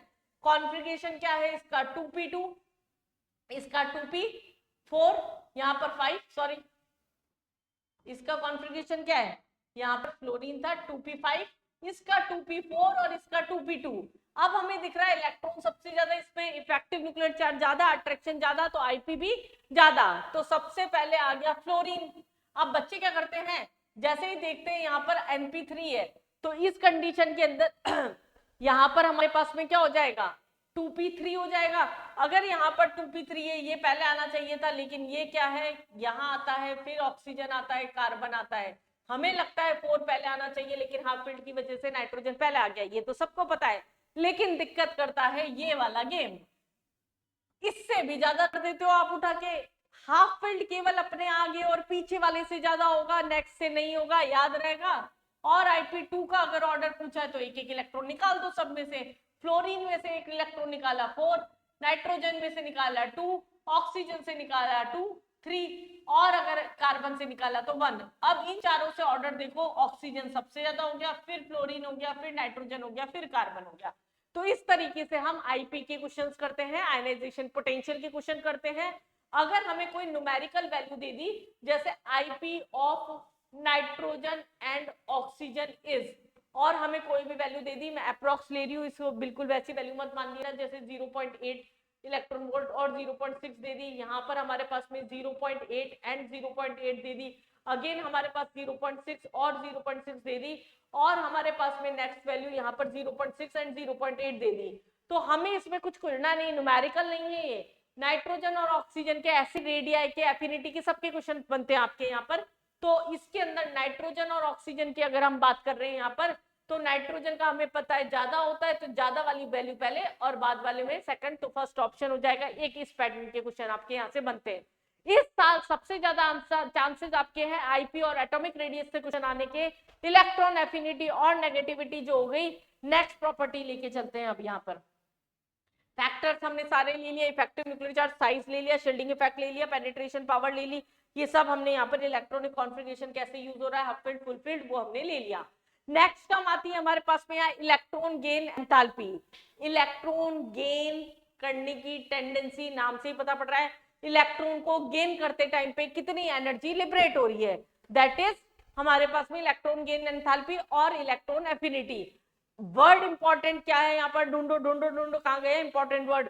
इलेक्ट्रॉन गेन एंथैल्पी मतलब एनर्जी रिलीज हो रही है, नहीं दिख रहा तो मैं लिख ही देती हूँ, ये क्या होता है, एक्सो, कलर बदल देती हूँ जिससे आपको दिखे ध्यान से, ये आपका एक्सोथर्मिक प्रोसेस होता है। जब कोई न्यूट्रल गैसेस एटम एक इलेक्ट्रॉन गेन करता है, तो ये बेचारा मेहनत कर रहा है इलेक्ट्रॉन को खींचने के लिए, तो इसकी तरफ से तो एनर्जी लग रही है, तो ये क्या होता है, एक्सोथर्मिक होता है। लेकिन जब ये पेट भर चुका है अपना और फिर दूसरा इलेक्ट्रॉन और डाला जा रहा है, नहीं चाहिए भैया मैं फुल हूं, बैठा हूं लेके, तो नेगेटिव, जब नेगेटिव के पास आता है इलेक्ट्रॉन, इलेक्ट्रॉन का रिपल्शन होता है, तो हम सिस्टम को एनर्जी देंगे इलेक्ट्रॉन को डालने के लिए, और ये प्रोसेस क्या हो जाएगा, एंडोथर्मिक हो जाएगा। इंपॉर्टेंट कॉन्सेप्ट है, यहाँ से इलेक्ट्रॉन एफिनिटी से ज्यादा क्वेश्चन इस पोर्शन से आता है कि फर्स्ट ये जो होती है वो आपकी एक्सो होती है और सेकंड जो होती है वो एंडो होती है, वाई। इस तरह का हमारे पास में यहाँ पर क्वेश्चन सेट हो जाता है इलेक्ट्रॉन इलेक्ट्रॉन रिपल्शन के कारण। अब मोर नेगेटिव होती जाएगी, जितना ज्यादा एफिनिटी वैल्यू ज्यादा, उतनी ही ज्यादा उसकी वैल्यू मोर नेगेटिव होती है, ये हमें ध्यान रखना होगा। अब डाउन द ग्रुप और अलोंग द पीरियड जाने पर क्या होता है, electron affinity down the group जाने पर डिक्रीज होगी और इधर की तरफ आने पर इंक्रीज होगी। बढ़िया, अच्छी बात है, ये तो बहुत इजी सी बात हो गई मैडम, लेकिन फिर भी इसके क्वेश्चन गलत होते हैं। गलतियां मुझे सब पता है कि बच्चों की कहाँ किस पॉइंट पे होती है। बोरोन एल्युमिनियम, एक्सेप्शन क्या है, पहले तो हम एक्सेप्शन की बात कर लेते हैं। यहाँ एक्सेप्शन यहाँ पर क्या है कि ग्रुप 2 और 3 में जब जा रहे हैं सेम पीरियड में, मतलब डाउन दी ग्रुप अगर हम जा रहे हैं, तो सेम पीरियड अगर हमारे पास में है, तो सॉरी सेम ग्रुप अगर है, अगर हमारे पास में ये पीरियड हुआ और ये क्या हुआ, आपका ग्रुप हुआ, सेम ग्रुप में अगर हम पीरियड में सेकंड से थर्ड में जा रहे हैं, नीचे की तरफ जाने पर क्या होना चाहिए, डिक्रीज होना चाहिए, मतलब थर्ड का सेकंड से ज्यादा होना चाहिए, ये सेकंड का थर्ड से ज्यादा होना चाहिए, लेकिन यहाँ क्या हो जाता है, थर्ड का सेकंड से ज्यादा हो जाता है, क्योंकि इलेक्ट्रॉन डेंसिटी पीरियड 2 में ऑलरेडी ज्यादा होती है। सबको पता होगा क्लोरीन की इलेक्ट्रॉन एफिनिटी सबसे मैक्सिमम होती है, सल्फर की ऑक्सीजन से ज्यादा हो जाएगी, फास्फोरस की नाइट्रोजन से ज्यादा हो जाएगी। अब इसको कैसे याद रखा जाए, ये तो हम पेपर में गलत कर देते हैं। बाल गंगा कहे Sita, nitrogen, phosphorus, oxygen, fluorine और क्लोरीन, ये हमारे पास में ट्रिक बता रही हूँ इसका। पिछले साल तो पेपर में डायरेक्ट इस ट्रिक से ही क्वेश्चन था। ये हमारे पास में उल्टा एन बना दो, उड़ा के सारा आंसर निकल जाएगा, और हाफ फील्ड वाले इसमें पीछे कूदा दो, पीछे क्योंकि उनका पेट भरा हुआ है, वो ऑलरेडी स्टेबल है, लेना नहीं चाहते, तो हमें कम एनर्जी यहाँ पर लगेगी। तो फर्स्ट से हमारे पास स्टार्ट करते हैं, chlorine, then fluorine, then sulphur, then oxygen, then silicon, then carbon, then aluminium, then boron, उसके बाद में फास्फोरस और नाइट्रोजन। ये हमारे पास में यहाँ पर इस तरीके के क्वेश्चन होंगे, या फिर इस तरह के क्वेश्चन भी आ जाते हैं यहाँ, in which process energy is released, तो हमें EA1 ढूंढना है, in which energy is absorb, तो या तो EA2 ढूंढो या IP वाला ऑप्शन ढूंढो। इस तरह के क्वेश्चन भी आपके यहाँ से आ जाते हैं। नेक्स्ट आती है हमारे पास में यहाँ पर, इसके अलावा इलेक्ट्रोनेगेटिविटी, ये सारे फैक्टर्स हो गए, एटॉमिक साइज के inversely proportional, affinity effective nuclear charge के डायरेक्टली प्रोपोर्शनल, शील्डिंग इफेक्ट के इनवर्सली प्रोपोर्शनल, और हाफ फील्ड अगर हमारे पास में आ रहा है तो उसकी एफिनिटी अपने आप कंपैटिबली क्या हो जाएगी, कम हो जाएगी। सब कुछ लिखा हुआ है यहाँ पर, कुछ भी आपको नोट्स कहीं से और से पढ़ने की जरूरत बिल्कुल भी नहीं है। नेक्स्ट बात करते हैं इलेक्ट्रोनेगेटिविटी की। इलेक्ट्रोनेगेटिविटी की होगी एफिनिटी, तो क्या थी, खुद की पावर थी इलेक्ट्रॉन को खींचने की। और नेगेटिविटी क्या है, किसी भी कोवेलेंट बॉन्ड में से शेयर पेयर इलेक्ट्रॉन को अपनी तरफ खींचने की टेंडेंसी। मतलब ये रेस्पेक्टिव वैल्यू हो गई, इसका खुद का कुछ भी नहीं है। हो सकता है कि बी ए से इलेक्ट्रॉन खींच ले, लेकिन जब सी के साथ में कोवेलेंटली बॉन्डेड हो तो उससे ना ले पाए, या सी से भी ले ले। तो ये क्या होती है, रेस्पेक्टिव वैल्यू होती है। तो ये हमारे पास में क्या हो गई, एक एक्सपेरिमेंटल वैल्यू है जिसको अलग अलग स्केल्स के थ्रू निकाली हुई है, molecular scale, polling scale, Alford scale. और डायरेक्टली यहाँ पर क्या बोल रखा है, डाउन द ग्रुप जाने पर ये क्या होती है, डिक्रीज होती है, और अलोंग द पीरियड इंक्रीज होती है। इनकी वैल्यूज याद होनी चाहिए, जैसे फ्लोरीन की 4 होती है, फिर क्लोरीन, और हमारे पास में FON ऑक्सीजन आता है, फिर हमारे पास में क्लोरीन आता है। तो उसके लिए और कुछ ये पॉलिंग स्केल, एल्फर्ड स्केल, इनके फॉर्मूले हैं। अभी तक इस पे क्वेश्चन हालांकि नहीं आया है, लेकिन पढ़ के जाना जरूरी है। पेपर में आपके कुछ अप डाउन होगा, 100% होगा। पॉलिंग स्केल हमारे पास में है डेल्टा, यहाँ पर हमारे पास में electronegativity of A - B is equal to 0.208, root of bond energy A B के बीच में क्या है, again root of bond energy A और बी के बीच में क्या है। ये फॉर्मूले रट्टा मार वाले फॉर्मूले, ये आप रट्टा मार लेना। मोलिकुलर स्केल का फॉर्मूला है IP + E/2। इसी तरीके से हमारे पास में पॉलिंग स्केल का फॉर्मूला हो गया। तो ये हमारे पास में इलेक्ट्रोनेगेटिविटी के फॉर्मूलेज हो गए। लेकिन एक ट्रिक बता रही हूं मैं, बाल, कहे, Sita, nitrogen, phosphorus, oxygen, sulphur, fluorine, chlorine. दिक्कत तो बाबा यही तो कर रहा है कि हम कैसे याद रखें। तो इसके लिए उल्ट यहाँ पर S बना दो, एस्ट्रिक बोलते हैं इसको। 1 से स्टार्ट करो। और मैं इसका शॉर्ट पैटर्न बताती हूँ, हिंदी वर्जन इसका, फोन कॉल कल से फिर बंद, कल से फिर बंद, फिर बंद, साइलेंट अलाउ। क्या लिखे बच्चा, फोन कॉल कल से फिर बंद, साइलेंट अलाउ। मतलब मम्मी बोल रही है कल से कोई बात नहीं करनी बच्चा फोन पे, साइलेंट पे रखो फोन, साइलेंट अलाउ है, कभी भी उठा के देख लो क्या क्या किसका किसका आया था। फोन कॉल कल से फिर बंद, साइलेंट अलाउ। मोस्ट इलेक्ट्रोनेगेटिविटी का ऑर्डर इस पैटर्न से निकाला हुआ न्यूमेरिकल वैल्यू से। ये आपको आगे तक हेल्प करेगा डायपर मूवमेंट में। ऑर्गेनिक के अंदर ये मोस्ट ट्रेंडिंग हमारे पास में है इसके अंदर, क्योंकि यूज बहुत ज्यादा होगा इलेक्ट्रोनेगेटिविटी। ये हमारे पास में हुआ इलेक्ट्रोनेगेटिविटी। अब हम बात करते हैं कुछ अलग प्रॉपर्टीज की, लाइक ऑक्सीडेशन नंबर या ऑक्सीडेशन स्टेट जो होती है वो क्या होती है। आउटरमोस्ट शेल में कितने इलेक्ट्रॉन्स प्रेजेंट है, तो केमिकल रिएक्टिविटी के बेसिस पर जब ऑक्साइड्स बना रहा है, सल्फाइड्स बना रहा है, तो उसके नेचर देख रहे हैं। मेन इसका ऑक्साइड्स पे आपका क्वेश्चन आता है, जो मेटेलिक कैरेक्टर होता है। अगर हम बात करें मेटेलिक कैरेक्टर की, मेटेलिक कैरेक्टर आपका क्या होता है, इलेक्ट्रॉन को लूज करने की टेंडेंसी। और डाउन दी ग्रुप जाने पर क्या होता है, मेटेलिक कैरेक्टर इंक्रीज होगा, आसानी से इलेक्ट्रॉन लूज हो जाएंगे। इधर की तरफ डिक्रीज होगा, क्योंकि नॉन मेटेलिक कैरेक्टर जो होगा वो इंक्रीज होता है। हम देखते हैं पीरियोडिक टेबल में इधर वाले सारे नॉन मेटल्स, डी ब्लॉक के इधर वाले सारे जो होते हैं डी ब्लॉक तक वो मेटल्स, और जिग-जैग की फॉर्म में आपका मेटलॉइड्स वाला पार्ट होता है। सेम ऑक्सीडेशन होता है। ऑक्सीडेशन मतलब reducing agent directly proportional, reduction inversely proportional, and oxidising character directly proportional. ये भी loss of electron, again down the group जाने पर ऑक्सीडेशन करने की टेंडेंसी बढ़ती जाती है और इधर की तरफ डिक्रीज होती जाती है। अगर हम ऑक्साइड्स के नेचर की बात कर रहे हैं, ये इंपॉर्टेंट पॉइंट है। ऑक्साइड पे एक बहुत ज्यादा रिपीटेड क्वेश्चन होता है आपका। अगर हम ऑक्साइड के नेचर की बात कर रहे हैं तो ऑक्साइड्स क्या होते हैं, अगर हम लेफ्ट टू राइट जा रहे हैं, मतलब हम पीरियोडिक टेबल में ग्रुप 1 से 17 की साइड में जा रहे हैं, तो उस कंडीशन के अंदर जो आपका ऑक्साइड का एसिडिक कैरेक्टर होता है, इधर की तरफ जाने पर वो क्या होता जाता है, इंक्रीज होता जाता है। इसका ट्रिक है, ग्रुप 1 और ग्रुप 2 के जनरली बेसिक ऑक्साइड बनाते हैं, ग्रुप 16 17 वाले जो होते हैं जनरली एसिडिक ऑक्साइड बनाते हैं। और एम्फोटेरिक ऑक्साइड्स क्या होते हैं, जो एसिड बेस दोनों के साथ में रिएक्ट कर दे, और न्यूट्रल जो दोनों के साथ रिएक्शन ना करें। तो ये क्या हो गए, जैसे Na2 हो गया हमारे पास में, MgO हो गया, ये क्या होते हैं हमारे पास में बेसिक ऑक्साइड होते हैं। अगर हम बात कर रहे हैं यहाँ पर यहाँ Cl2O3 हमारे पास में हो गया, ये क्या हो गए, हाईली एसिडिक ऑक्साइड होते हैं। तो इस कंडीशन के अंदर हमारे पास में एम्फोटेरिक के कैसे याद रखें, तो इसका एक ट्रिक है, ये हमारे पास में एम्फोटेरिक ऑक्साइड से ZnOAl2O3 Sb2O3 AsO3 V2O5, अब इनको कैसे याद रखें, हमने ये तो याद रख लिया कि MgO वगैरह ये सब क्या हो गए, बेसिक हो गए, इधर वाले जो हो गए वो एसिडिक हो गए, तो ये तो हम आसानी से याद रख सकते हैं। ये ट्रेंड्स मैंने आपको सारे लिख रखे हैं, electronegativity, atomic radius, electron gain enthalpy, metallic character, यहाँ पर आयनाइजेशन पोटेंशियल, ये सब हमने यहाँ पर लिख रखे हैं। यहाँ पर इसका ट्रिक होता है जनाबे अली, यहाँ पर Zn हो गया, जनाबे अली, जनाबे अली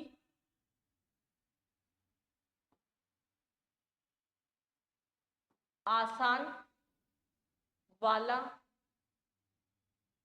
पंजाबी सॉन्ग गाया करो। आसान, जनाबे अली सबसे एसबी आसान वाला पंजाबी सॉन्ग गाया करो। इससे आप एम्फोटेरिक ऑक्साइड्स को बहुत आसानी से याद रख सकते हैं। और फिर आता है न्यूट्रल ऑक्साइड, जो कि हमारे पास में दोनों ही नहीं करते, N2 हो गया, जैसे ये कुछ एग्जांपल है जो आप सीधे याद रखना, वैसे भी कोऑर्डिनेशन में आपके बहुत यूज हो गए, तो आपको ये याद हो गए होंगे, नाइट्रिक ऑक्साइड हो गया, कार्बन मोनोऑक्साइड हो गए, आपके न्यूट्रल ऑक्साइड हो गए। तो ये हमारे पास में जनरल ट्रेंड्स पीरियोडिसिटी की और पीरियोडिक प्रॉपर्टीज थी।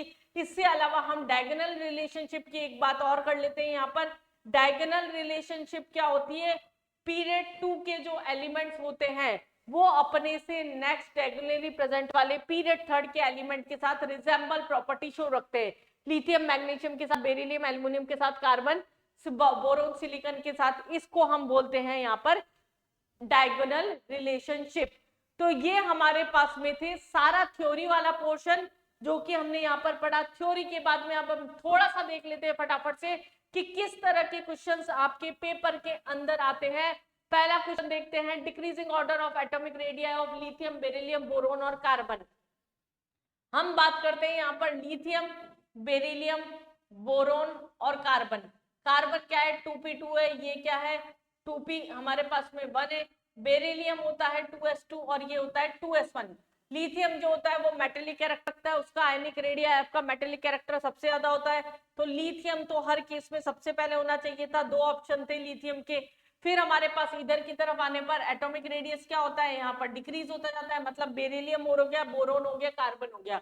2024 का आपका ये क्वेश्चन था एटॉमिक रेडियाई का, बहुत ही री का क्वेश्चन था आपका ये, री जो वापस हुआ था आपका धांधली के चक्कर में। Identify the correct answer from the following option, ये डायरेक्ट क्वेश्चन था। नाइट्रोजन एटम जो होता है उसकी प्रॉपर्टी पूछ ली। फ्लोरीन मॉलिक्यूल हमें पता है क्या होता है, मोस्ट इलेक्ट्रोनेगेटिव होता है, क्या इसमें ऐसा कोई ऑप्शन है, नहीं है। नाइट्रोजन जो होता है पैरा होता है, डाई होता है, इसे एमओटी से भी निकाल सकते हैं आगे।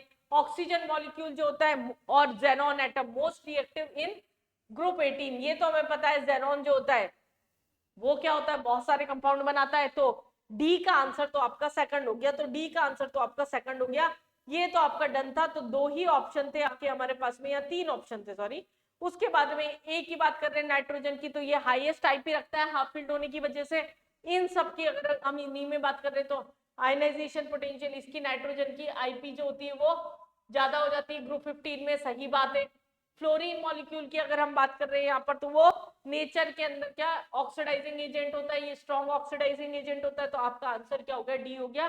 सारी प्रॉपर्टीज को मिक्स करता हुआ ये क्वेश्चन था आपका। अगेन क्वेश्चन आते हैं हमारे पास, increasing order of first IP, same question कराया था अभी मैंने। Nitrogen, carbon, boron, beryllium 1s2 होता है, तो इसका तो साइज ही छोटा होगा। लिथियम सबसे कम होगा क्योंकि उसका एटॉमिक रेडियस जो होता है वो बड़ा होता है, तो इसके अंदर सबसे ज्यादा क्या होगा हमारे पास में, नाइट्रोजन हो गया, नाइट्रोजन 3 में दे रखा था, फिर बोरोन आ जाएगा, तो आपका ऑप्शन क्या हो गया यहाँ पर, सीधा का सीधा बी ऑप्शन। बहुत आसानी से कर सकते थे ये सारे क्वेश्चन। तो अगला क्वेश्चन इलेक्ट्रोनेगेटिविटी का, अभी अभी एक ट्रिक बताया था, फोन कॉल कल से फिर बंद साइलेंट अलाउ, तो फोन कॉल ढूंढ लो, कल बंद ढूंढ लो। फोन तो ये रहा FON FON FON सिर्फ एक में था, तो ऑप्शन तो सीधा ही दिख रहा था, फोन कॉल कल से फिर बंद साइलेंट अलाउ। याद रखना, पेपर में आसानी हो जाएगी। लार्जेस्ट आयन जो कि नोबल गैस कैरी करेगा, the element expected to form largest ion to achieve nearest noble gas configuration. अगर हम बात करते हैं लार्जेस्ट आयन कौन सा बनाएगा, एफ जो है एफ माइनस बनाएगा। नाइट्रोजन दे रखा था सेकंड ऑप्शन, ये N3 माइनस बनाएगा। सोडियम एनायन नहीं कैटायन बनाएगा। ऑक्सीजन O2 माइनस, तो N3 माइनस जो होगा वो यहाँ पर क्या बनाएगा, सबसे ज्यादा एक्सपेक्टेड लार्जेस्ट साइज रखेगा जो कि नोबल गैस कॉन्फ़िगरेशन में पहुंच जाएगा। ये एक अच्छा लैंग्वेज घुमाता हुआ क्वेश्चन था आपका 2023 के अंदर। हमारे पास देखो ऑक्साइड के नेचर पूछ लिए सीधे, हमें पता है बेसिक ऑक्साइड K2 EN तो नहीं हो सकता, SN नहीं हो सकता, ऑप्शन हटा दे। न्यूट्रल ऑक्साइड के अंदर हमारे पास में यह पूछा था, करेक्टली मैच पूछा था, NO2 नहीं होगा इसके अंदर। एसिडिक ऑक्साइड में अगर हम बात कर रहे हैं Mn हो जाएगा, ऐसे हो जाएगा, Te हो जाएगा, तो फोर्थ थर्ड हो गया ऑप्शन। एम्फोटेरिक की बात कर रहे हैं तो यहाँ पर सारे ऑप्शन नहीं होंगे। अभी अभी हमने ट्रिक देखा था जनाब अली सॉन्ग वाला, जो ट्रिक देखा था वो हमारे पास में यहाँ अप्लाई कर सकते हैं। Correct sequence containing neutral acidic basic, वापस वही क्वेश्चन आ गया आपका। न्यूट्रल एसिडिक हमें पता है कार्बन मोनोऑक्साइड, कौन कौन से बोले, न्यूट्रल भी हो, एसिडिक भी हो, बेसिक भी हो और एम्फोटेरिक भी हो। ये सबसे पहले न्यूट्रल ढूंढना है, ये रहा न्यूट्रल, ये रहा न्यूट्रल, ये रहा न्यूट्रल। फिर आपको एसिडिक ढूंढना है, एसिडिक का मतलब या तो ग्रुप 16 और 17 का ढूंढो, मतलब ये ऑप्शन हट गया, ये ऑप्शन हट गया, इन दोनों में से आंसर होगा, ये दोनों में से आंसर होगा। फिर आपके पास में अगला बोला यहाँ पर एम्फोटेरिक, वो तो जनाबे अली ये Zn दिख ही रहा है आपको। नहीं, यहाँ पर पहले क्या बेसिक पूछा है, सॉरी, तो बेसिक पूछा है, कैल्शियम हो गया और लास्ट में Zn हो गया, तो डी आपका आंसर हो गया। तो इस तरीके से आप ऑक्साइड्स के क्वेश्चन बहुत आसानी से याद रख सकते हैं। चैनल को सब्सक्राइब जरूर करिएगा। नेक्स्ट टॉपिक जो होगा वो आपका केमिकल बॉन्डिंग होगा। अगर आपने चैनल को सब्सक्राइब नहीं करा तो आपको आगे आने वाले सारे वन शॉट्स, सारे महामैराथन, सारी चीजें जो होगी वो गायब हो जाएगी, क्योंकि नोटिफिकेशन नहीं आ पाएगा आपके पास में। चैनल को सब्सक्राइब करना ना भूलें, क्योंकि ये आपको केमिस्ट्री में करवा सकता है 180 out of 180 score, the correct order of first IP of 4 element. अभी सेम क्वेश्चन किया था फोन कॉल वाला, फ्लोरीन का सबसे ज्यादा, देन नाइट्रोजन का, देन ऑक्सीजन का, रीजन भी बताया था। हाफ फील्ड का केवल अपने आगे और पीछे वाले से ज्यादा होता है, फ्लोरीन से नहीं होता। इफेक्टिव न्यूक्लियर चार्ज वहां डोमिनेंट हो जाएगा। From the following pair of ions which one is not an isoelectronic, बहुत ही आसान क्वेश्चन।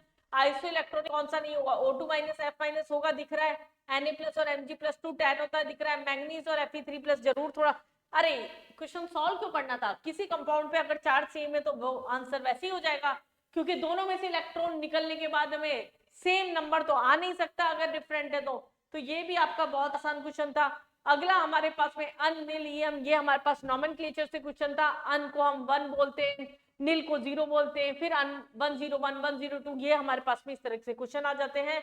इसका क्वेश्चन याद करने वाला था, ये हमारे पास में क्या हो जाएगा, ऑप्शंस है यहाँ पर, एक आंसर बी दे रखा है, सेकंड ए बी, एक मिनट ऑप्शंस कैसे दे रखे हैं यहाँ पर, ए ऑप्शन, अच्छा बी का आंसर जो है आपका सेकंड दे रखा है, बी का आंसर सेकंड दे रखा है, नहीं होगा। आपको ये नाम याद होने चाहिए 101 के बाद वाले, इसको याद रखने वाला था क्वेश्चन। सेक्शन सी, ये हमारे पास में क्या हो जाएगा, सी हो जाएगा। डी का जो होगा वो 4 होगा हमारे पास में। डार्म स्टैंडियम जो होता है इसका नाम होता है, ये एक रट्टा मार क्वेश्चन था आपका। तो मतलब आप ट्रेंड्स बेस्ड इस तरह के कोई भी क्वेश्चन जो थे वो बहुत ही आसानी से कर सकते थे यहाँ पर। और यहाँ खत्म होता है आपका पीरियोडिक टेबल एंड क्लासिफिकेशन। अगर आपने ये आधा पौन घंटा भी मुझे दिया है तो बच्चा आपका डन हो चुका है एक चैप्टर। इस तरह से सीक्वेंस में हम 20 के 20 चैप्टर करेंगे, डन डन आर्डर, और आपका केमिस्ट्री का स्कोर बढ़ा सकती हूँ मैं बहुत ही आसानी से। चैनल को फटाफट से सब्सक्राइब कर लीजिए, अगर नहीं किया तो चूक जाएंगे, इसलिए बच्चा सब्सक्राइब करिए और नेक्स्ट लेक्चर में मिलते हैं। तो नेक्स्ट चैप्टर स्टार्ट करते हैं, chemical bonding. Chemical bonding backbone of chemistry बोलूंगी मैं इसे।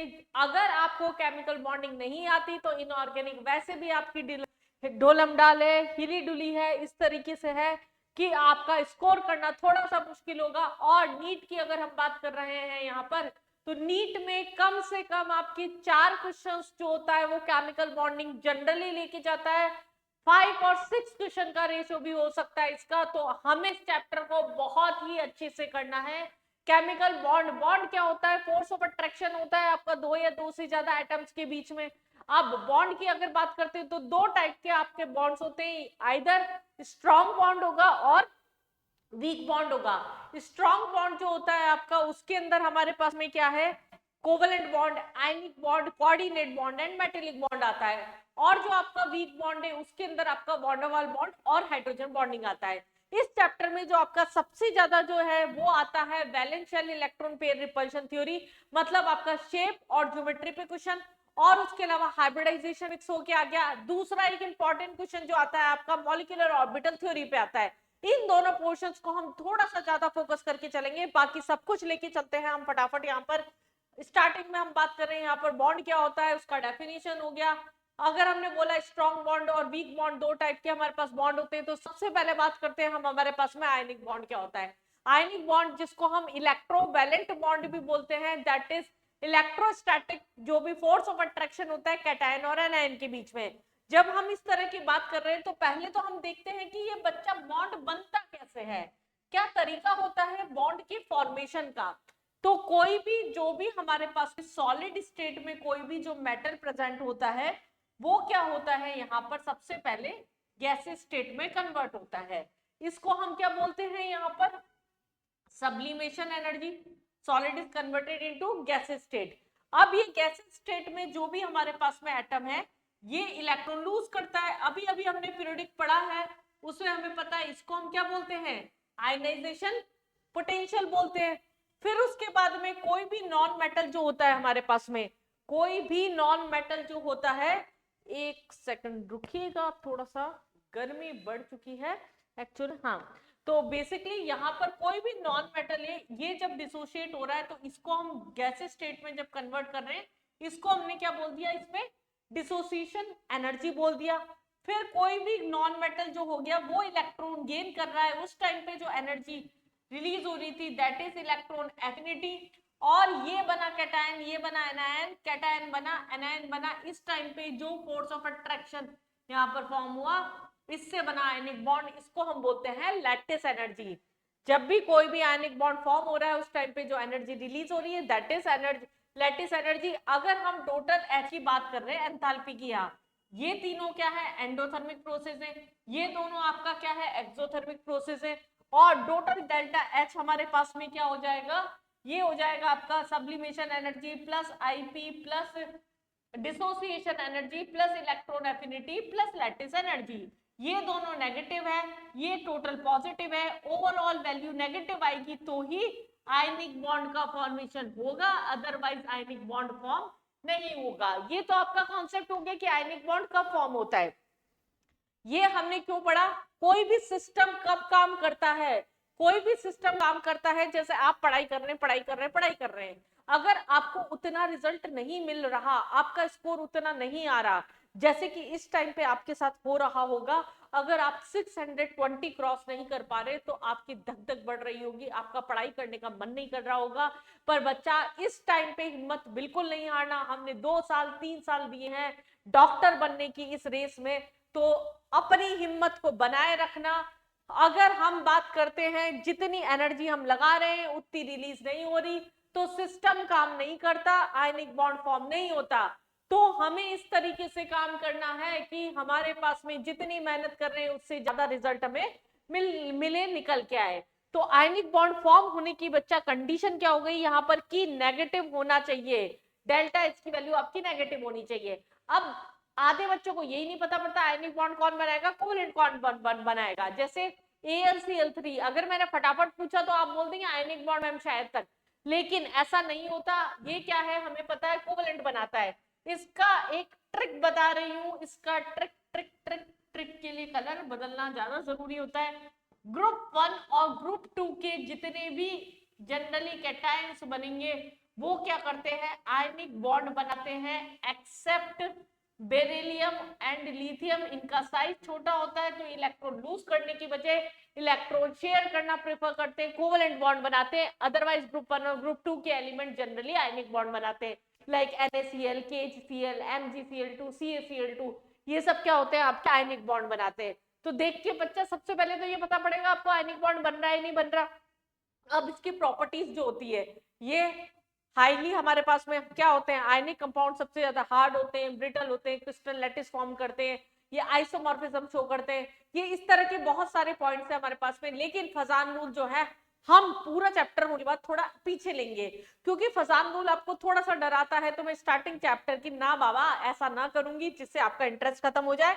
तो हम यहाँ पर क्या करें, कोवेलेंट बॉन्ड से स्टार्ट करते हैं, स्ट्रक्चर्स की प्रैक्टिस से स्टार्ट करते हैं सबसे पहले कि स्ट्रक्चर्स में कंपाउंड्स जो होते हैं वो बनते कैसे हैं। कोवेलेंट बॉन्ड क्या होता है, शेयरिंग ऑफ इलेक्ट्रॉन से जो बॉन्ड बनता है, दैट इज आपका कोवेलेंट बॉन्ड हो गया। ऑब्वियस सी बात है इस टाइम पे ये तो नहीं बताओ मैडम। तो CH4 बेसिक कंपाउंड से अगर स्टार्ट करते हैं, 4 इसे वैलेंसी कंप्लीट करनी है, एक एक इलेक्ट्रॉन शेयर करेगा, बना लेगा। अगर नाइट्रोजन है, वैलेंसी आपकी N की क्या है 5 है, तो ये हमारे पास में डॉट लगा के बनाओ, स्टार्टिंग से ये शेयर किया इसलिए कंप्लीट कर लिया, यहां तक भी कोई दिक्कत नहीं। कार्बन डाइऑक्साइड है, अगर हमारे पास में 2 सराउंडिंग एटम है तो यहाँ पर 6 इसकी वैलेंसी कितने चाहिए, 2 चाहिए, कार्बन को इधर भी 2 चाहिए, ऑक्टेट कंप्लीट हो गया।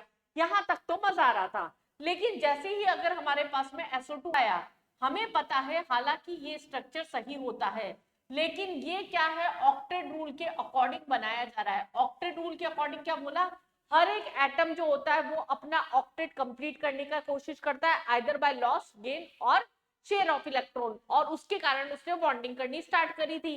तो बॉन्डिंग करते टाइम पे जब वो 8 रखने की कोशिश करता है तो वो इलेक्ट्रॉन लूज कर रहा है, गेन कर रहा है, शेयर कर रहा है, जब इसने स्ट्रक्चर बनाया। तो आगे चल के तो ये सही होगा जब हमें पता है कि ये एक्सपांशन कर लेता है, लेकिन अभी हमें नहीं पता ये एक्सपांशन कर लेता है, तो हम इसे कैसे बनाएं। तो उसके लिए बनता है कोऑर्डिनेट बॉन्ड, डबल बॉन्ड, इसका ऑक्टेट कंप्लीट हो गया। अगर किसी सेंट्रल एटम का ऑक्टेट कंप्लीट हो जाता है, उसके पास में लोन पेयर बचता है, तो वो लोन पेयर अपना इसको दे सकता है, और इस टाइम पे जो बॉन्ड बन गया इसको हम बोलते हैं कोऑर्डिनेट और डेटिव बॉन्ड। ये बच्चा क्या कहलाएगा, दिस इज कोऑर्डिनेट और डेटिव बॉन्ड। अगर आपको नहीं लगाना आता कोऑर्डिनेट और डेटिव बॉन्ड तो आराम से समझ सकते हैं। फॉर एग्जांपल SO3 है, अगर SO3 एक डबल बॉन्ड होते ही इसका लोन पेयर 8 का ऑक्टेट कंप्लीट हो गया, 2 कोऑर्डिनेट बॉन्ड हमने यहाँ पर लगा दिए। ये स्ट्रक्चर्स की बात हुई। अगर हम बात कर रहे हैं HNO3 के, कोई भी ऑक्सी एसिड अगर आ जाता है, ऑक्सी एसिड मतलब जिसपे ऑक्सीजन के साथ में यहाँ पर हाइड्रोजन प्रेजेंट है, तो हम सेंट्रल एटम के साथ में उसे कभी भी नहीं जोड़ेंगे। तो हम क्या करेंगे, 3 ऑक्सीजन को ऐसे अरेंज करेंगे, एक हाइड्रोजन फिर ऑक्सीजन से जोड़ेंगे। ये होता है अरेंजमेंट। अरेंजमेंट सही तो स्ट्रक्चर सही, स्ट्रक्चर सही तो बॉन्डिंग आसान। तो बेसिकली हमारे पास में इसको कितना चाहिए, एक चाहिए, इसने अपना बॉन्ड बना लिया। इसको भी एक चाहिए था क्योंकि इसकी वैलेंसी में 7 हो चुके थे, 8 बच रहे थे। अब इसके पास में क्या है, एक लोन पेयर, ये डबल बॉन्ड बना लिया, इसका भी पूरा हो गया, एक लोन पेयर बच रहा था, कोऑर्डिनेट बना लिया। इस तरह से अगर गिन गिन के बनाएंगे तो आप स्ट्रक्चर्स को बहुत आसानी से बना सकते हैं। कुछ स्ट्रक्चर्स और ले लेते हैं हम यहाँ पर, जो बहुत रिपीटेड क्वेश्चन होते हैं, जैसे H2S2O6 हो गया, H2SO4 हो गया आपका, H2S2O7 हो गया, ओलियम H2O2 8 हो गया। इस तरह के जब कंपाउंड्स हमारे पास में आते हैं तो इनमें एक स्ट्रक्चर अगर आपने सही बनाया तो बच्चा सारे स्ट्रक्चर सही हो जाएंगे। सबसे पहले सल्फर की बात कर रहे हैं, 4 ऑक्सीजन इक्वल डिस्टेंस पे रखे, 2 हाइड्रोजन लगाए, एक एक बॉन्ड लगाया, अब यहाँ 2 लोन पेयर बच रहे, 2 कोऑर्डिनेट लगा दिए, खत्म स्ट्रक्चर। अगर हमारे पास 2 सेंट्रल एटम है तो कोई पार्शियलिटी नहीं करनी, 3 ऑक्सीजन इसको दे दो, 3 ऑक्सीजन इसको दे दो, 2 हाइड्रोजन यहाँ लगा दो, तो हमारे पास स्ट्रक्चर आसानी से बन जाएगा, 4 कोऑर्डिनेट बॉन्ड और खत्म स्ट्रक्चर। यहां से बहुत कुछ पूछा जा सकता है कि नंबर ऑफ सेम एटम, हमारे पास सेम एटम्स के बीच में किस किस के बीच में बॉन्ड है, इस तरह का क्वेश्चन आ सकता है। किसके अंदर SOS लिंकेज है, जैसे यहाँ पर 7 है तो पार्शियलिटी नहीं करने का, अगर पार्शियलिटी नहीं करने का तो ये ऑक्सीजन कहाँ जाएगा, बचा हुआ बीच में, तो अपने आप ही हो गया अरेंजमेंट, और इस तरीके से हम बना देंगे इसके स्ट्रक्चर। सिमिलरली अगर H2S2O8 है तो 4 ऑक्सीजन हमने इधर दे दिए, 4 ऑक्सीजन हमने इधर दे दिए, और अरेंजमेंट आपका हो गया ये आपका हो गया पूरा अरेंजमेंट और 4 कोऑर्डिनेट बॉन्ड। अब लिंकेज बेस्ड जो क्वेश्चन आते हैं वो यहाँ से SOS लिंकेज किस में है, OO लिंकेज किस में, इसको हम क्या बोलते हैं, पर ऑक्साइड लिंकेज बोलते हैं। जहां पर भी OO लिंकेज प्रेजेंट होगा that is known as peroxide linkage. ये स्ट्रक्चर्स की बात हुई हमारे पास में यहाँ पर अगर हमारे पास में लाइक आ गया N2O5, क्या करना है, 2 नाइट्रोजन इक्वल इक्वल 2 ऑक्सीजन, एक ऑक्सीजन को डाल दो बीच में, बहुत आसानी से बन जाएगा फिर स्ट्रक्चर। यहाँ डबल बॉन्ड लगाया, एक लोन पेयर बच रहा है, ऑक्टेट कंप्लीट किया। सिमिलरली यहाँ पर इस तरीके से हमने स्ट्रक्चर को बना दिया। ये तो हम क्या है, पैटर्न वाइज स्ट्रक्चर बना रहे हैं। पर कुछ स्ट्रक्चर ऐसे हैं जो हमें एमटीआर कर लेने होते हैं, रट लेने होते हैं, जैसा सोचते हैं वैसा नहीं बनते। वो स्ट्रक्चर्स कौन से हैं, उन्हें थोड़ा सा ध्यान रखिएगा। H2SO5 है जैसे, तो यहाँ पर हमारे पास सल्फर में क्या है, double bond O, double bond O, coordinate लगा लेना भली। अभी मैंने क्योंकि एक्सपेंशन नहीं बताया है, यहाँ पर भी पेरोक्साइड लिंकेज होता है H2SO5 में। सिमिलरली H3PO2, हमें क्या लगता है 2 OH आने चाहिए, ये दिखने में क्या लगता है, डायबेसिक लगता है, लेकिन ये एक्चुअल में मोनोबेसिक होता है। यहाँ पर OH है और 2 हाइड्रोजन जो होंगे अलग चले जाएंगे, तो सिर्फ ये एक हाइड्रोजन लिबरेट हो पाता है। ये मोल में भी काम आएगा कॉन्सेप्ट, तो ये क्या हो गया आपका, मोनोबेसिक हो गया। सिमिलरली अगर हमारे पास में यहाँ पर H3PO3 है, तो यहाँ पर हमारे पास में फॉस्फोरस, ये OH हो गया, ये OH हो गया और एक H हो गया, 2 हाइड्रोजन यहाँ से लिबरेट हो सकते हैं, N की वैल्यू 2 हो गई। ये क्या हो गया, डायबेसिक हो गया नेचर में। सिमिलरली अगर हमारे पास में H3PO4 है, इसमें जो दिखता है वही होता है, ये ट्राइबेसिक दिखता है, और जी साहब ये ट्राइबेसिक ही होता है, और ये क्या हो गया हमारे पास में नेचर में ट्राइबेसिक हो गया। तो ये 3 स्ट्रक्चर, जिसमें से हमें ये 2 स्ट्रक्चर अलग से याद रखने पड़ेंगे। इसका स्ट्रक्चर ऐसा होता है, इस पे बेस क्वेश्चन आपका सेट हो सकता है। आगे अगर हम बात करते हैं लाइक N2O3 की, हमें देखने में लगता है कि ऑक्सीजन बीच में आना चाहिए, हम पार्शियलिटी करते नहीं, लेकिन इसमें N का लिंकेज होता है, एक ऑक्सीजन यहाँ होता है। तो इन स्ट्रक्चर्स को हमारे पास में क्या, यहाँ सिंगल बॉन्ड ले लो, डबल बॉन्ड, कोऑर्डिनेट, और यहाँ पर डबल बॉन्ड, तो ये हमारे पास में स्ट्रक्चर हो गया। सिमिलरली कैल्शियम कार्बाइड, कैल्शियम एक ऐसा कंपाउंड, कैल्शियम कार्बाइड का जो आयनिक कोवेलेंट कोऑर्डिनेट तीनों बॉन्ड बनाता है। लाइक कैल्शियम हो गया हमारे पास में, यहाँ ट्रिपल बॉन्ड आ गया, और ये स्ट्रक्चर इस तरीके से बनता है। ये स्ट्रक्चर बहुत इंपॉर्टेंट है, इसमें सिग्मा पाई पूछ ली जाते हैं जनरली कैल्शियम कार्बाइड में। CrO5 हमारे पास में एक स्ट्रक्चर है, ये क्या बटरफ्लाई स्ट्रक्चर बनाता है, ये भी एक इंपॉर्टेंट क्वेश्चन है आपका। CrO5 ये क्या करता है, बटरफ्लाई स्ट्रक्चर बनाता है। तो इस तरह से आपकी स्ट्रक्चर्स की प्रैक्टिस, बटरफ्लाई स्ट्रक्चर बनाता है, ये बहुत अच्छे से होनी चाहिए। अकॉर्डिंग टू ऑक्टेट रूल हम इन स्ट्रक्चर्स को बना रहे थे, एक्सपांशन कॉन्ट्रैक्शन भी कर रहे थे। अब क्या थी लिमिटेशंस ऑक्टेट रूल की, कि उसको यहाँ पर इतनी क्या लिमिटेशंस आ गई थी ऑक्टेट रूल की। तो फर्स्ट लिमिटेशन आपकी क्या थी, कि कंपाउंड्स जो होते हैं वो हाइपरवैलेंट भी होते हैं और हाइपोवैलेंट भी होते हैं। हाइपरवैलेंट मतलब जिसके सेंट्रल एटम में 8 से ज्यादा इलेक्ट्रॉन आ रहे होंगे, जो कि सेंट्रल एटम में मोर देन 8 इलेक्ट्रॉन रख रहा होगा। मतलब अब हम हमारी मर्जी से कुछ भी बना सकते हैं, बस सराउंडिंग एटम को हमें 8 रखना है, सेंट्रल एटम में कुछ भी कर सकते हैं। जैसे H2SO4 ही था, हम कोऑर्डिनेट लगा रहे थे, लेकिन ये एक्सपांशन कर लेता है, तो उस कंडीशन के अंदर यहाँ पर डबल बॉन्ड आ सकता है।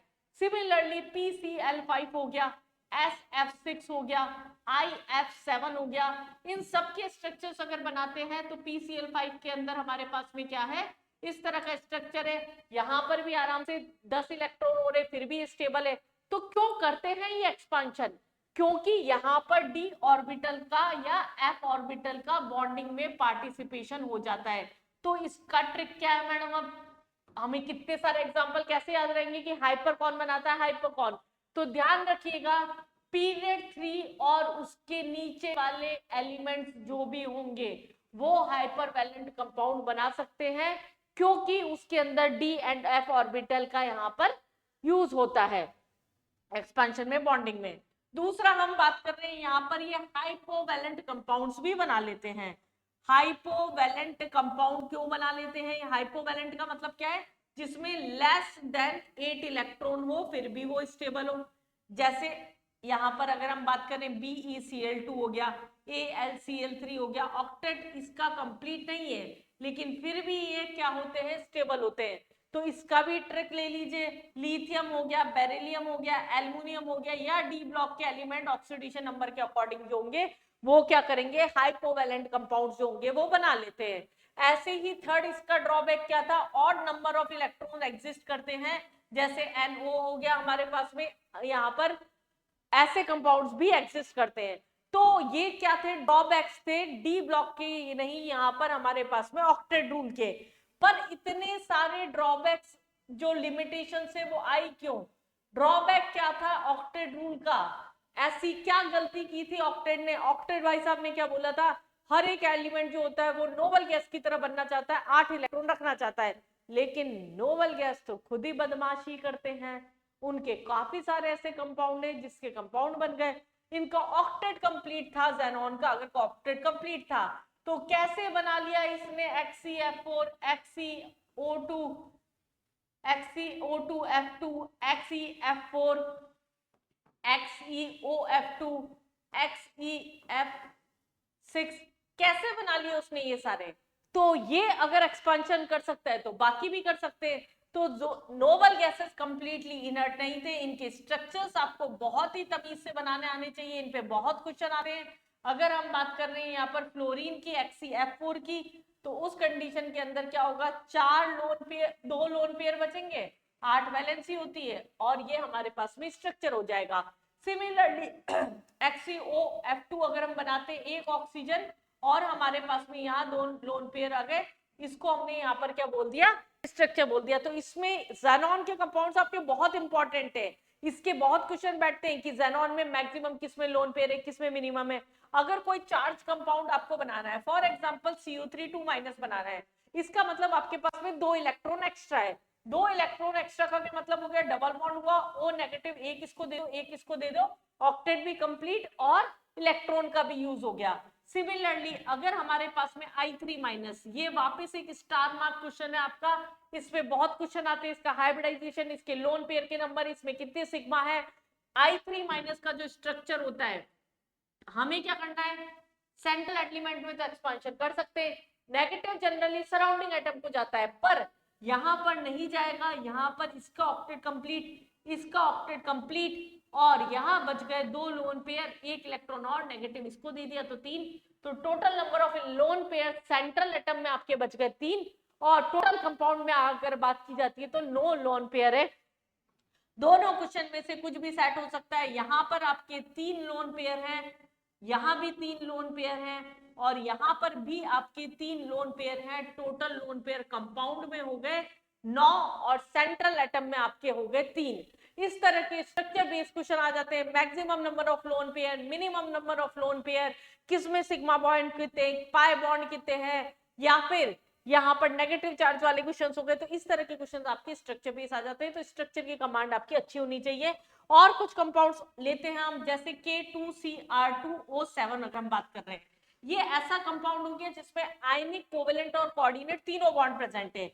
पोटेशियम क्या आयनिक बनाएगा, हमने अभी पढ़ा था।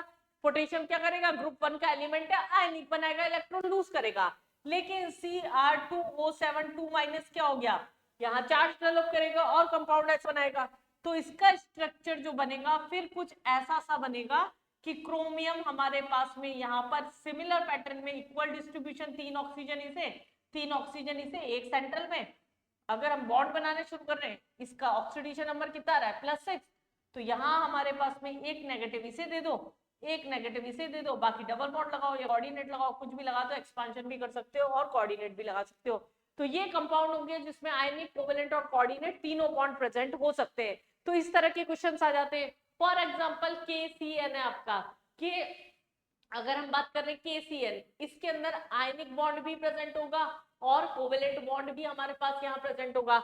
लेकिन अगर हम बात करते हैं AgCN के अंदर, तो AgCN के अंदर कोवेलेंट बॉन्ड प्रेजेंट होगा। ये एक इंपॉर्टेंट कॉन्सेप्ट है। अगर आपको याद हो SN1 SN2 ऑर्गेनिक की, तो SN1 और SN2 के अंदर NSR के अंदर हम एग्जांपल पढ़ते हैं, एल्काइल हैलाइड जब पोटेशियम साइनाइड के साथ रिएक्शन करता है तो साइनाइड बनाता है, जबकि AgCN के साथ आइसोसाइनाइड बनाता है। इस तरह के क्वेश्चंस जो हो गए वो आपके बॉन्डिंग से रिलेट होके आएंगे, तो आपके यूज करेंगे। अब नेक्स्ट हम स्टार्ट करते हैं यहाँ valence shell electron pair repulsion theory. अभी तक तो हम आ रहे थे स्ट्रक्चर कैसे भी बना रहे हैं, जैसी मर्जी पढ़ रहे हैं वैसे बना रहे हैं, पर बाबा उससे काम ना चल पाएगा, क्योंकि डायपोल मोमेंट जब पढ़ेंगे उसमें स्ट्रक्चर बिल्कुल सही होना चाहिए। ट्राइगोनल प्लेनर है तो वो वैसा ही बनना चाहिए, स्क्वायर प्लेनर है तो वैसे ही बनना चाहिए, वरना वेक्टर सब में गड़बड़ हो जाएगी, डायपोल मोमेंट के क्वेश्चन गलत हो जाएंगे, रेजोनेंस के क्वेश्चन गलत हो जाएंगे। काफी कुछ गलतियां हो जाएगी, तो इसलिए हमें यहाँ पर क्या करना है, नेक्स्ट टॉपिक जो है वो लेके चलना है, valence shell electron pair repulsion theory. अब इसके अकॉर्डिंग क्या बोला कि जब भी किसी भी स्ट्रक्चर को बनाया जाता है तो हमारे पास में क्या एक टेबल याद करनी होती है, आपको समझ लो तो ज्यादा बेटर है। सेंट्रल एटम के अंदर अगर कोई लोन पेयर नहीं है, केवल दो बॉन्ड पेयर है, मतलब ए बी, ये है केवल ए बी टू है, जैसे एक बी इधर एक बी इधर सिग्मा बॉन्ड से, तो ये क्या हो गया, लीनियर हो गया, 180 डिग्री पे होगा, इसको हमने क्या बोल दिया, लीनियर स्ट्रक्चर। अगर ए बी 3 है, मतलब 1 2 3, ये क्या बना लेंगे, ट्राइंगल बना लेंगे, तो इसको हमने क्या बोल दिया, ट्राइगोनल प्लेनर 120 डिग्री पर। अगर चार बॉन्ड है तो 1 2 3 4, ये थोड़ा सा यहाँ रिपल्शन हो जाता है तो उसकी वजह से 109.28 एंगल हो जाता है। शेप जो होता है आपका वो टेट्राहेड्रल हो जाता है। सब कुछ है यहाँ पर, दो दो लीनियर आपका हो गया, दूसरा 3 है अगर हमारे पास में ट्राइगोनल प्लेनर हो गया, 4 है ये क्या हो गया, टेट्राहेड्रल हो गया। अब इसमें अगर लोन पेयर आ जाते हैं, पहले यहीं तक के केस समझ लेते हैं। अगर 2 वाले केस में तो लोन पेयर आ नहीं सकता, अगर 3 वाले केस में लोन पेयर आ जाता है, जैसे 2 बॉन्ड 1 लोन पेयर, 1 2 बॉन्ड थे 1 लोन पेयर आ गया, तो रिपल्शन के कारण ये स्ट्रक्चर जो है वो बैंड शेप में आ गया, तो इसको हमने क्या बोल दिया, बैंड शेप। लेकिन इसकी ज्योमेट्री तो रहेगी ट्राइगोनल प्लेनर ही। सिमिलरली अगर 4 5 वाला केस 4 वाला लेते हैं, तो ऐसा हो सकता है 1 लोन पेयर 3 बॉन्ड पेयर, अगर 1 लोन पेयर 3 बॉन्ड पेयर आ रहे हैं तो वो क्या हो जाएंगे, ट्राइंगल, और ये निकल रहा है पिरामिड, तो इसको हमने क्या बोल दिया, ट्राइगोनल पिरामिडल बोल दिया। अगर 2 लोन पेयर है तो दोनों लोन पेयर को साथ रखना, अलग अलग मत करना, एक ऊपर एक नीचे रखोगे तो रिपल्शन सेम हो जाएगा, लीनियर बन जाएगा। दोनों लोन पेयर साथ में तो 2 बॉन्ड घूमे यूं तो बैंड शेप हो गया, तो इसको हमने क्या बोल दिया, बैंड शेप बोल दिया। अगर हम बात कर रहे हैं नेक्स्ट यहाँ पर 5 वाले केस की, अब 5 वाले केस में क्या होता है, ध्यान से समझिएगा, 3 तो यहाँ इक्वेटोरियल पे, 2 एक्सियल पे, 1 2 3, 3 बॉन्ड तो ये 120 डिग्री पर यहाँ पर बैठे हुए हैं, एक ऊपर है एक नीचे, तो हमने क्या बोल दिया, ट्राइगोनल बाय पैरामिडल बोल दिया। इनका बॉन्ड लेंथ जो होता है वो इक्वल नहीं होता, यहाँ पर ये पॉइंट ध्यान रखिएगा, बॉन्ड लेंथ जो होता है इनका वो इक्वल नहीं होता। इक्वेटोरियल बॉन्ड्स जो होते हैं वो एक्साइल बॉन्ड से लंबे होते हैं, यहाँ पर हमारे पास में ये क्या होता है, इक्वल नहीं होता। यहाँ रिपल्शन ज्यादा एक्साइल पे, तो इनके बॉन्ड्स जो होंगे वो क्या होंगे, लेंथ में ज्यादा होंगे एज कंपैरेटिवली इन तीनों बॉन्ड्स के, ये बॉन्ड्स जो होंगे वो क्या होंगे, आपके लंबे होंगे। अब अगर एक लोन पेयर आ गया, इसकी जगह एक लोन पेयर आ गया, यहाँ पर एक लोन पेयर आ गया, तो ये क्या बन गया, सीसॉ शेप का बन गया। अगर 2 लोन पेयर आ गए तो वो क्या बना लेगा, टी शेप बना लेगा। अगर यहाँ पर ये 2 लोन पेयर आ गए तो ये आपका क्या बना लेगा, टी शेप बना लेगा।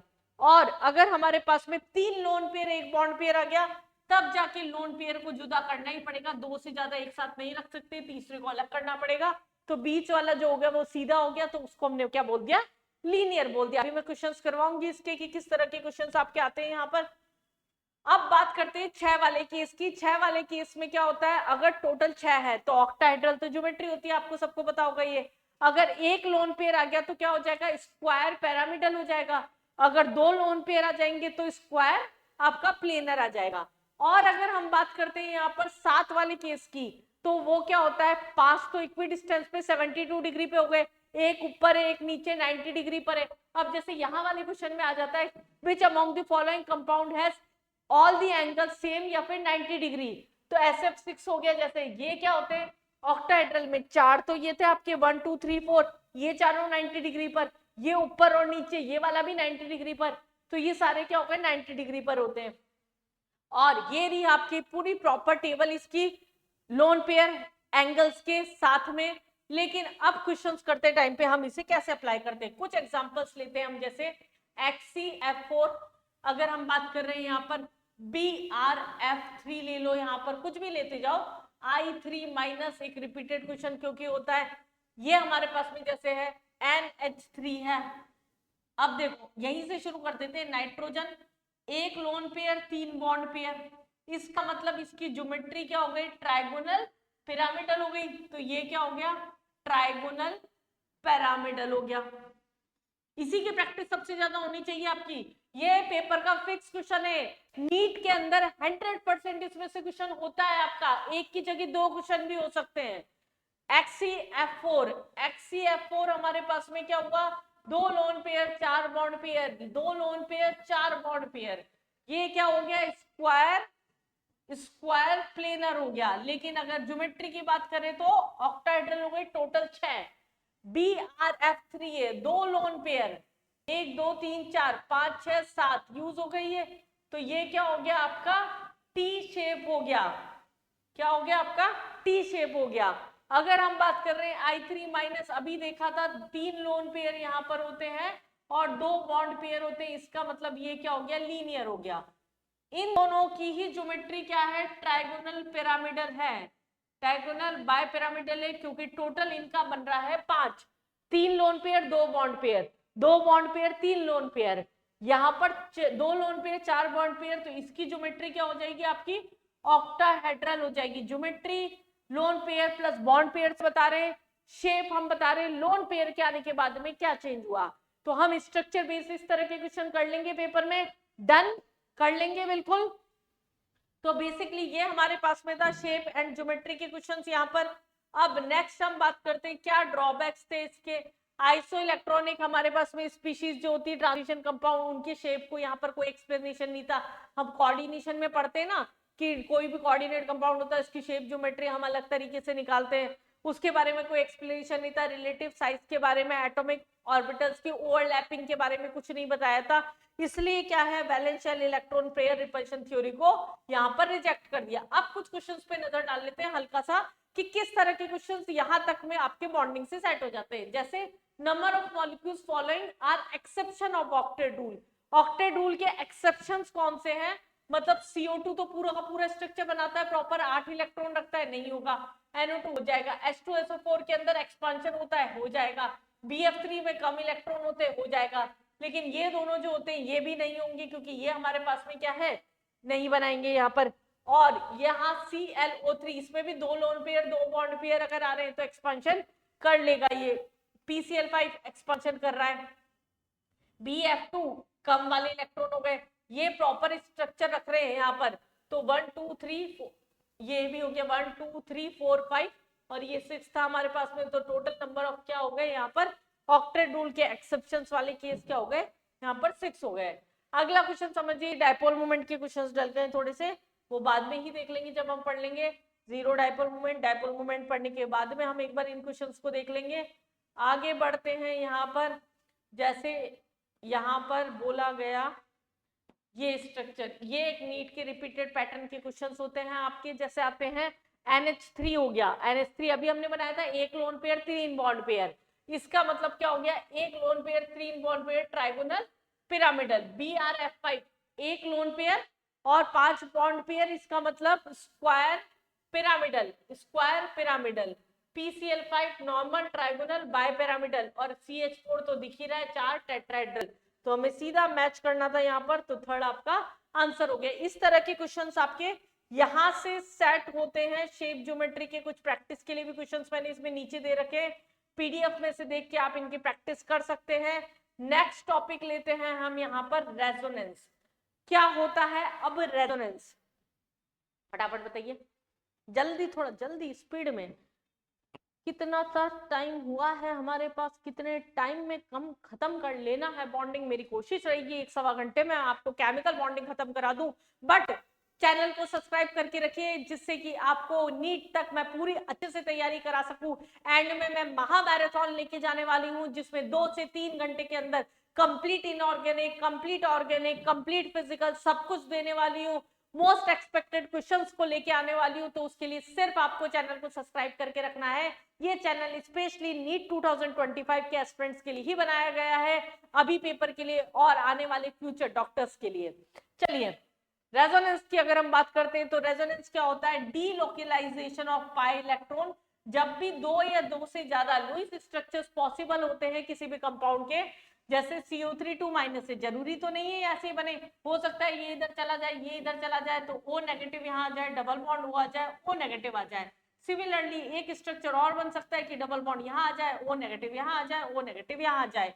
ये तीनों आपस में क्या है, रेजोनेटिक या फिर कैनोनिकल स्ट्रक्चर्स हैं। इनको हम बोलते हैं रेजोनेटिक्स और कैनोनिकल स्ट्रक्चर्स। और इनके बीच में एक ऐसा स्ट्रक्चर एग्जिस्ट करता है जो कि ये बताता है कि पाई बॉन्ड कहाँ कहाँ पर आ सकता है। उसको हम रिप्रेजेंट करते हैं यहाँ पर डैश लाइन से, उसको हम रिप्रेजेंट करते हैं डैश लाइन से यहाँ पर। और इसको हम क्या बोलते हैं यहाँ पर, हाइब्रिड बोलते हैं। और ये मोर स्टेबल होता है, इसका एनर्जी लेवल कंपैरेटिवली कम होता है, इन सबका एनर्जी लेवल सेम होता है, ये लेस स्टेबल होते हैं। और इसी से हम बॉन्ड ऑर्डर भी निकाल सकते हैं। बॉन्ड ऑर्डर का फॉर्मूला होता है total number of bonds, total number of bonds upon total number of bonds upon resonating structure. जैसे CO3 में टोटल बॉन्ड कितने, 4, रेजोनेटिक स्ट्रक्चर है 3, तो 1.33 आपका क्या हो गया यहाँ पर बॉन्ड ऑर्डर हो गया। आराम से निकाल सकते हैं रेजोनेंस से आप बॉन्ड ऑर्डर स्ट्रक्चर से। तो ये था हमारे पास में रेजोनेंस। और इसी कंपाउंड में अगर इन केस आपका फॉर्मल चार्ज निकालने के लिए आ जाए तो फॉर्मल चार्ज का वैसे तो फॉर्मूला होता है, लेकिन अभी क्योंकि हम वन शॉट पे काम कर रहे हैं, हम फटाफट क्यूब रिवीजन कर रहे हैं, मैं टाइम पास ना करके सीधा सीधा आपको ट्रिक बता देती हूँ। CO3 2 है, -2/3 इसका फॉर्मल चार्ज हो जाएगा। अगर PO4 3- है, PO4 3- -3/4 जो होगा इसका फॉर्मल चार्ज हो जाएगा। तो ये ट्रिक है फॉर्मल चार्ज का, जिससे आप इसकी क्वेश्चंस कर सकते हैं। नेक्स्ट अगर हम बात करते हैं रेजोनेटिक स्ट्रक्चर, इन्हीं की डेफिनेशन से ये नेक्स्ट टॉपिक की अगर हम बात करते हैं डायपोल मोमेंट, क्या होता है। अब डायपोल मोमेंट ये बहुत इंपॉर्टेंट टॉपिक है, क्योंकि ये बहुत ज्यादा यूज होना है ऑर्गेनिक में, पोलर नॉन पोलर में घूम जाती है खोपड़ी, तो और डायरेक्ट क्वेश्चन भी बहुत आते हैं। पोलर कंपाउंड्स और नॉन पोलर कंपाउंड क्या होता है, जब भी कोई भी कंपाउंड कोवेलेंटली बॉन्डेड होता है, जब भी कोई भी कंपाउंड कोवेलेंटली बॉन्डेड होता है इलेक्ट्रोनेगेटिव एटम से, तो वो अपने इलेक्ट्रोनेगेटिव एलिमेंट इलेक्ट्रॉन खींचने की कोशिश करता है, और उसके कारण वो पार्शियली इलेक्ट्रोनेगेटिव होता जाता है, ये पार्शियली इलेक्ट्रोपॉजिटिव होता जाता है, और इससे जो चार्ज डेवलप होता है उसके कारण कंपाउंड में पोलराइजेशन आ जाता है। इस मूवमेंट को हम बोलते हैं डायपोल मूवमेंट। इसको हम म्यू से रिप्रेजेंट करते हैं। ये आपकी एक वेक्टर क्वांटिटी है जिसका फॉर्मूला होता है Q × R, और इसकी यूनिट होती है 1/, ये आपको पता होगी। और इसका अगर हम बात करें, ये मूवमेंट हो गया HCl का एग्जांपल लेके बता रखा है, कोवेलेंटली बॉन्डेड। यहाँ हमारे पास में क्या है 1.03 हमारे पास में डीबे HCl का जो होता है डायपोल मोमेंट की जो वैल्यू होती है वो यहाँ पर हो गई Q × R, 1 डीबे इक्वल टू होता है 3.33 × 10⁻30 कूलम मीटर। ये हमारे पास में क्या हो गई, इसकी यूनिट हो गई। बट इस पे ज्यादा क्वेश्चन जो आते हैं आपके किस तरीके से आते हैं कि डायपोल मोमेंट किस तरीके से निकाला जाता है। तो बेसिकली डायपोल मोमेंट क्या होता है, वेक्टर से निकाला जाता है। अगर म्यू की वैल्यू आपकी 0 आ रही है, इसका मतलब कंपाउंड जो होगा वो आपका नॉन पोलर होगा, और अगर म्यू की वैल्यू अगर नॉन जीरो आ रही है, इसका मतलब कंपाउंड जो होगा वो पोलर होगा। अब ये कैसे कैलकुलेट करें, जैसे हमने स्ट्रक्चर बना लिया CCl4 का, जो ज्यादा इलेक्ट्रोनेगेटिव होगा उसकी तरफ हमें इलेक्ट्रॉन देना होता है। ये ऊपर गया नीचे गया। अब कैंसिलेशन कैसे होता है पहले तो ये समझ लीजिए। अगर कहीं पर भी दोनों एक साइड में जा रहे हैं तो म्यू की वैल्यू हमेशा नॉन जीरो होगी। अगर एक एरो ऐसे जा रहा है, एक ऐसे जा रहा है, तो म्यू की वैल्यू 0 होगी। और अगर एक ऐसे जा रहा है और एक ऐसे जा रहा है, तब भी म्यू की वैल्यू क्या होगी, यहाँ पर 0 होगी। ऐसे हमें चेक करना है। अब ये ऊपर नीचे जा रहे थे, ये कैंसिल बराबर, ये कैंसिल वेक्टर सम क्या हो गया, म्यू इज इक्वल टू 0, तो नॉन पोलर हो गया आपका कंपाउंड। लेकिन अगर CHCl3 है, कार्बन ज्यादा इलेक्ट्रोनेगेटिव है, ये नीचे आएगा, क्लोरीन इधर है, इधर क्लोरीन है, इधर क्लोरीन है, ये सारे के सारे मिलके बेचारे कहां जा रहे हैं, नीचे की तरफ जा रहे हैं। तो ये क्या हो गया, कंपाउंड पोलर हो गया। म्यू की वैल्यू क्या हो गई, नॉट इक्वल टू 0 हो गई, तो ये कंपाउंड क्या हो गया आपका, पोलर हो गया। फिर अगर हम बात करते हैं यहाँ पर, अगर यहाँ पर बात करते हैं जैसे NH3 है, अगर NH3 है तो एक लोन पेयर है, लोन पेयर हमेशा बाहर की तरफ जाता है, ये ध्यान रखिएगा। ये नाइट्रोजन की तरफ गया, ये नाइट्रोजन की तरफ, ये नाइट्रोजन की तरफ, ये पूरा ऊपर की तरफ, तो म्यू की वैल्यू क्या हो गई, नॉट इक्वल टू 0, ये भी क्या हो गया आपका, पोलर हो गया।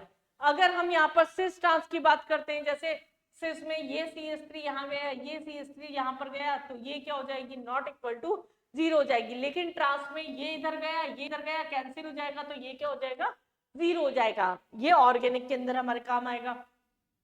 और अगर हम बात करते हैं यहाँ पर, अब मैडम हमें थोड़ी दिक्कत अभी भी आ रही है, जैसे PCl5 है, PCl5 में तो कुछ बच्चे तो क्या करते हैं, इसका स्ट्रक्चर बनाते हैं ना तो अनसिमेट्रिकल होने की वजह से सोचते हैं कि नॉन पोलर होगा, लेकिन यहाँ पर अगर स्ट्रक्चर बनाए देखें तो इसमें क्या है, हमारे पास में Cl इधर गया, ये इधर गया, ये इधर गया, ये इधर गया और ये इधर गया, इन दोनों का वेक्टर सम यहाँ से जाता है, ये यहाँ से जाता है और ये ऐसे जाता है, तो म्यू की वैल्यू क्या होती है, 0 होती है। जबकि दिख क्या रहा था अनसिमेट्रिकल, तो हमें लगता है ये पोलर हो सकता है। तो इसका एक ट्रिक है, अगर कोई कंपाउंड जिसका AB2, AB3, AB4, AB5, AB6, AB7 है और सेंट्रल एटम में कोई लोन पेयर नहीं है, सेंट्रल एटम में कोई लोन पेयर नहीं है और सराउंडिंग एटम सेम है, formula AB2, AB3, AB4, AB5, AB6, AB7, तो म्यू को सीधा कर दो 0, याद रहेगा। अगर किसी कंपाउंड में 1 लोन पेयर है सेंट्रल एटम में, उसकी वैल्यू हमेशा म्यू की होगी नॉट इक्वल टू 0। बस हमें चेक करना होगा जिस कंपाउंड में 2 लोन पेयर आ गए या अलग अलग हमारे पास में इसके अंदर कंपाउंड्स आ गए। ये क्या था हमारे पास में, डायपोल मूवमेंट था। इसके बाद में पहले हम ले लेते हैं इसके अंदर हाइब्रिडाइजेशन। हाइब्रिडाइजेशन क्या होता है आपका, रेजोनेंस हो गया आपका, डायपोल मूवमेंट हो गया आपका, valence shell electron pair repulsion theory हो गई आपकी। नेक्स्ट हम बात करते हैं यहाँ हाइब्रिडाइजेशन, गिच पिच हो जाना, जो आपके दिमाग में चल रहा है अभी, नीट की प्रिपरेशन, सामने पेपर, धक धक धक धक बढ़ती बढ़ती, कैसे होगा क्या होगा, उलझुल 50 सवाल आते होंगे दिमाग में, लेकिन बच्चा इस टाइम पे जो खेल गया अपने हिम्मत के साथ वो ही ले जाता है सिलेक्शन। ध्यान रखिएगा इस बात का, बहुत ज्यादा मार्क्स जैसे ही ऊपर नीचे होते हैं, आपकी हिम्मत भी जो होती है वो ऊपर नीचे होती है, लेकिन आपको पता है आपने 2 से 3 साल में क्या किया है, और कुछ भी नहीं किया तो करा रहे हैं ना भाई, करो अभी भी करो, अभी भी टाइम है, 1 महीने के अंदर चकाचक बिल्कुल आराम से करके आएंगे, बिल्कुल 30 दिन के अंदर तो मार चलेंगे हम केमिस्ट्री को पूरी तरीके से। यहाँ पर देखिए हाइब्रिडाइजेशन की अगर हम बात करते हैं, यहाँ पर हाइब्रिडाइजेशन की अगर हम बात कर रहे हैं तो उस कंडीशन के अंदर हम क्या बात करते हैं, ओवरलैपिंग ऑफ ऑर्बिटल्स, सिंपल। और ऑर्बिटल्स की ओवरलैपिंग हमें पता है अलग अलग टाइप के होते हैं, sp होता है, sp2 होता है, sp3 होता है, sp3d होता है, sp3d2 होता है और sp3d3 होता है अप टू p ब्लॉक। एक तो एक रट्टावार फॉर्मूला याद रखते हो तुम हाइब्रिडाइजेशन निकालने का, मैं इसे बिल्कुल भी रिकमेंड नहीं करूंगी कि आप लोग इस फॉर्मूले से निकालिए। आपका फॉर्मूला जो होता है half into number of monovalent atom surrounding atom से जो भी अटैच है, प्लस वैलेंशियल इलेक्ट्रॉन जो भी सेंट्रल एटम्स होते हैं, माइनस चार्ज, आप इससे करते हैं, लेकिन मैं बिल्कुल नहीं बोलूंगी कि इससे इनके हाइब्रिडाइजेशन की शेप तो पता होंगे, sp मतलब लीनियर, sp2 मतलब ट्राइगोनल प्लेनर, sp3 मतलब टेट्राहेड्रल, sp3d मतलब 5 मतलब टोटल ट्राइगोनल बायपिरामिडल, sp3d2 मतलब ऑक्टाहेड्रल और sp3d3 मतलब पेंटागोनल बायपिरामिडल। अब या तो आप पूरा पूरा मेथड पढ़ते जाइए पूरा का पूरा कि sp ओवरलैपिंग कैसे होती है, जैसे BeCl2 है, 2 1s2 2s2 2p6 2 इलेक्ट्रॉन होते हैं, जब हमारे पास में ये बॉन्डिंग में पार्टिसिपेट करते हैं, जंप करता है, फिर हमारे पास 2 फिल करने होते हैं, तो फिर यहाँ 2 होता है तो sp हम फिल कर देते हैं। सिमिलरली अगर हम sp2 निकाल रहे हैं यहाँ पर, तो ये ओवरलैपिंग हो गई आपकी स्ट्रक्चर्स की। सिमिलरली sp2 है तो उसके अंदर 3 ऑर्बिटल होंगे, वैसे ओवरलैपिंग कर दी, 2s2 2p1 था तो उसके अंदर ओवरलैपिंग करा दी।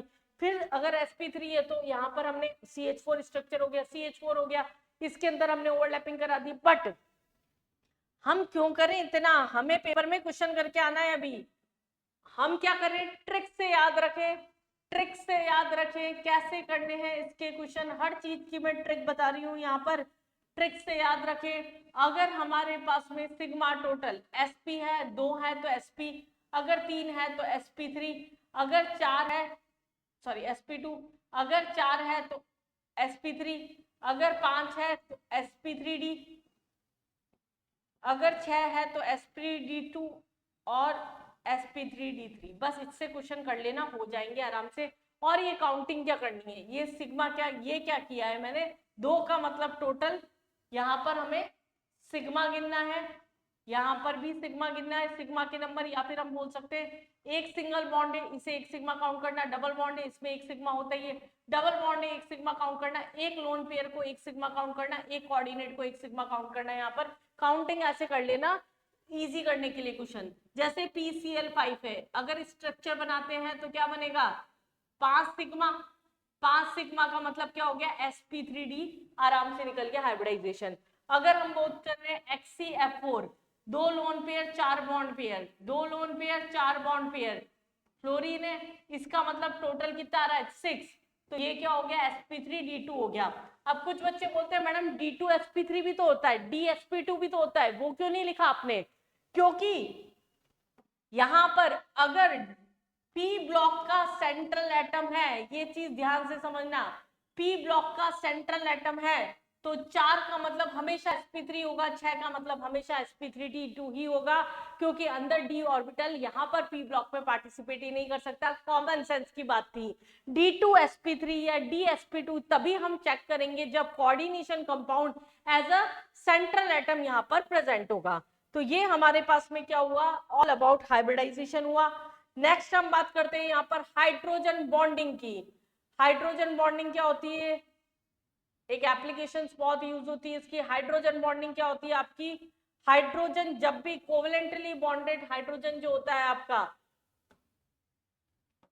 जब भी कोवेलेंटली बॉन्डेड हाइड्रोजन होता है वो most electronegative element that is phone. Most electronegative element में किसको लेना है, केवल फोन को। फोन की प्रेजेंस में आता है तो ये इसके इलेक्ट्रॉन खींचने की कंडीशन रखता है, तो ये पार्शियली इलेक्ट्रो पॉजिटिव होता जाता है, ये पार्शियली इलेक्ट्रो नेगेटिव होता जाता है, और इस टाइम पे पोलराइजेशन इमर्ज हो जाता है। इस टाइप पे जो बॉन्ड होता है उसे हम बोलते हैं हाइड्रोजन बॉन्ड।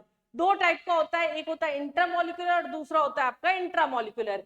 इंटरमोलिकुलर क्या होता है और इंट्रामोलिकुलर क्या होता है, यहाँ पर इंटरमोलिकुलर बॉन्ड ऑफ अट्रैक्शन क्या होता है यहाँ पर, जब इंटर और इंट्रा क्या डिफरेंस है, इंटर मतलब जब एक ही मॉलिक्यूल के बीच में, इंटर भी आपका दो टाइप का होता है, एक होता है होमो इंटरमोलिकुलर हाइड्रोजन बॉन्डिंग और दूसरा होता है हेट्रो इंटरमोलिकुलर हाइड्रोजन बॉन्डिंग। होमो का मतलब होता है जब एक ही सेम टाइप के मॉलिक्यूल्स के बीच में हाइड्रोजन बॉन्डिंग हो रही है, लाइक HF है और HF है, इन दोनों के बीच में हाइड्रोजन बॉन्डिंग हो गई, this is homo. Water alcohol में डिसॉल्व होता है due to intermolecular hydrogen bonding, alcohol water hetero अलग अलग मॉलिक्यूल्स के बीच में हाइड्रोजन बॉन्डिंग हो रही है। और इंट्रा मतलब क्या होता है, इंट्रा मतलब होता है एक ही मॉलिक्यूल के दो एटम के बीच में हो रही है।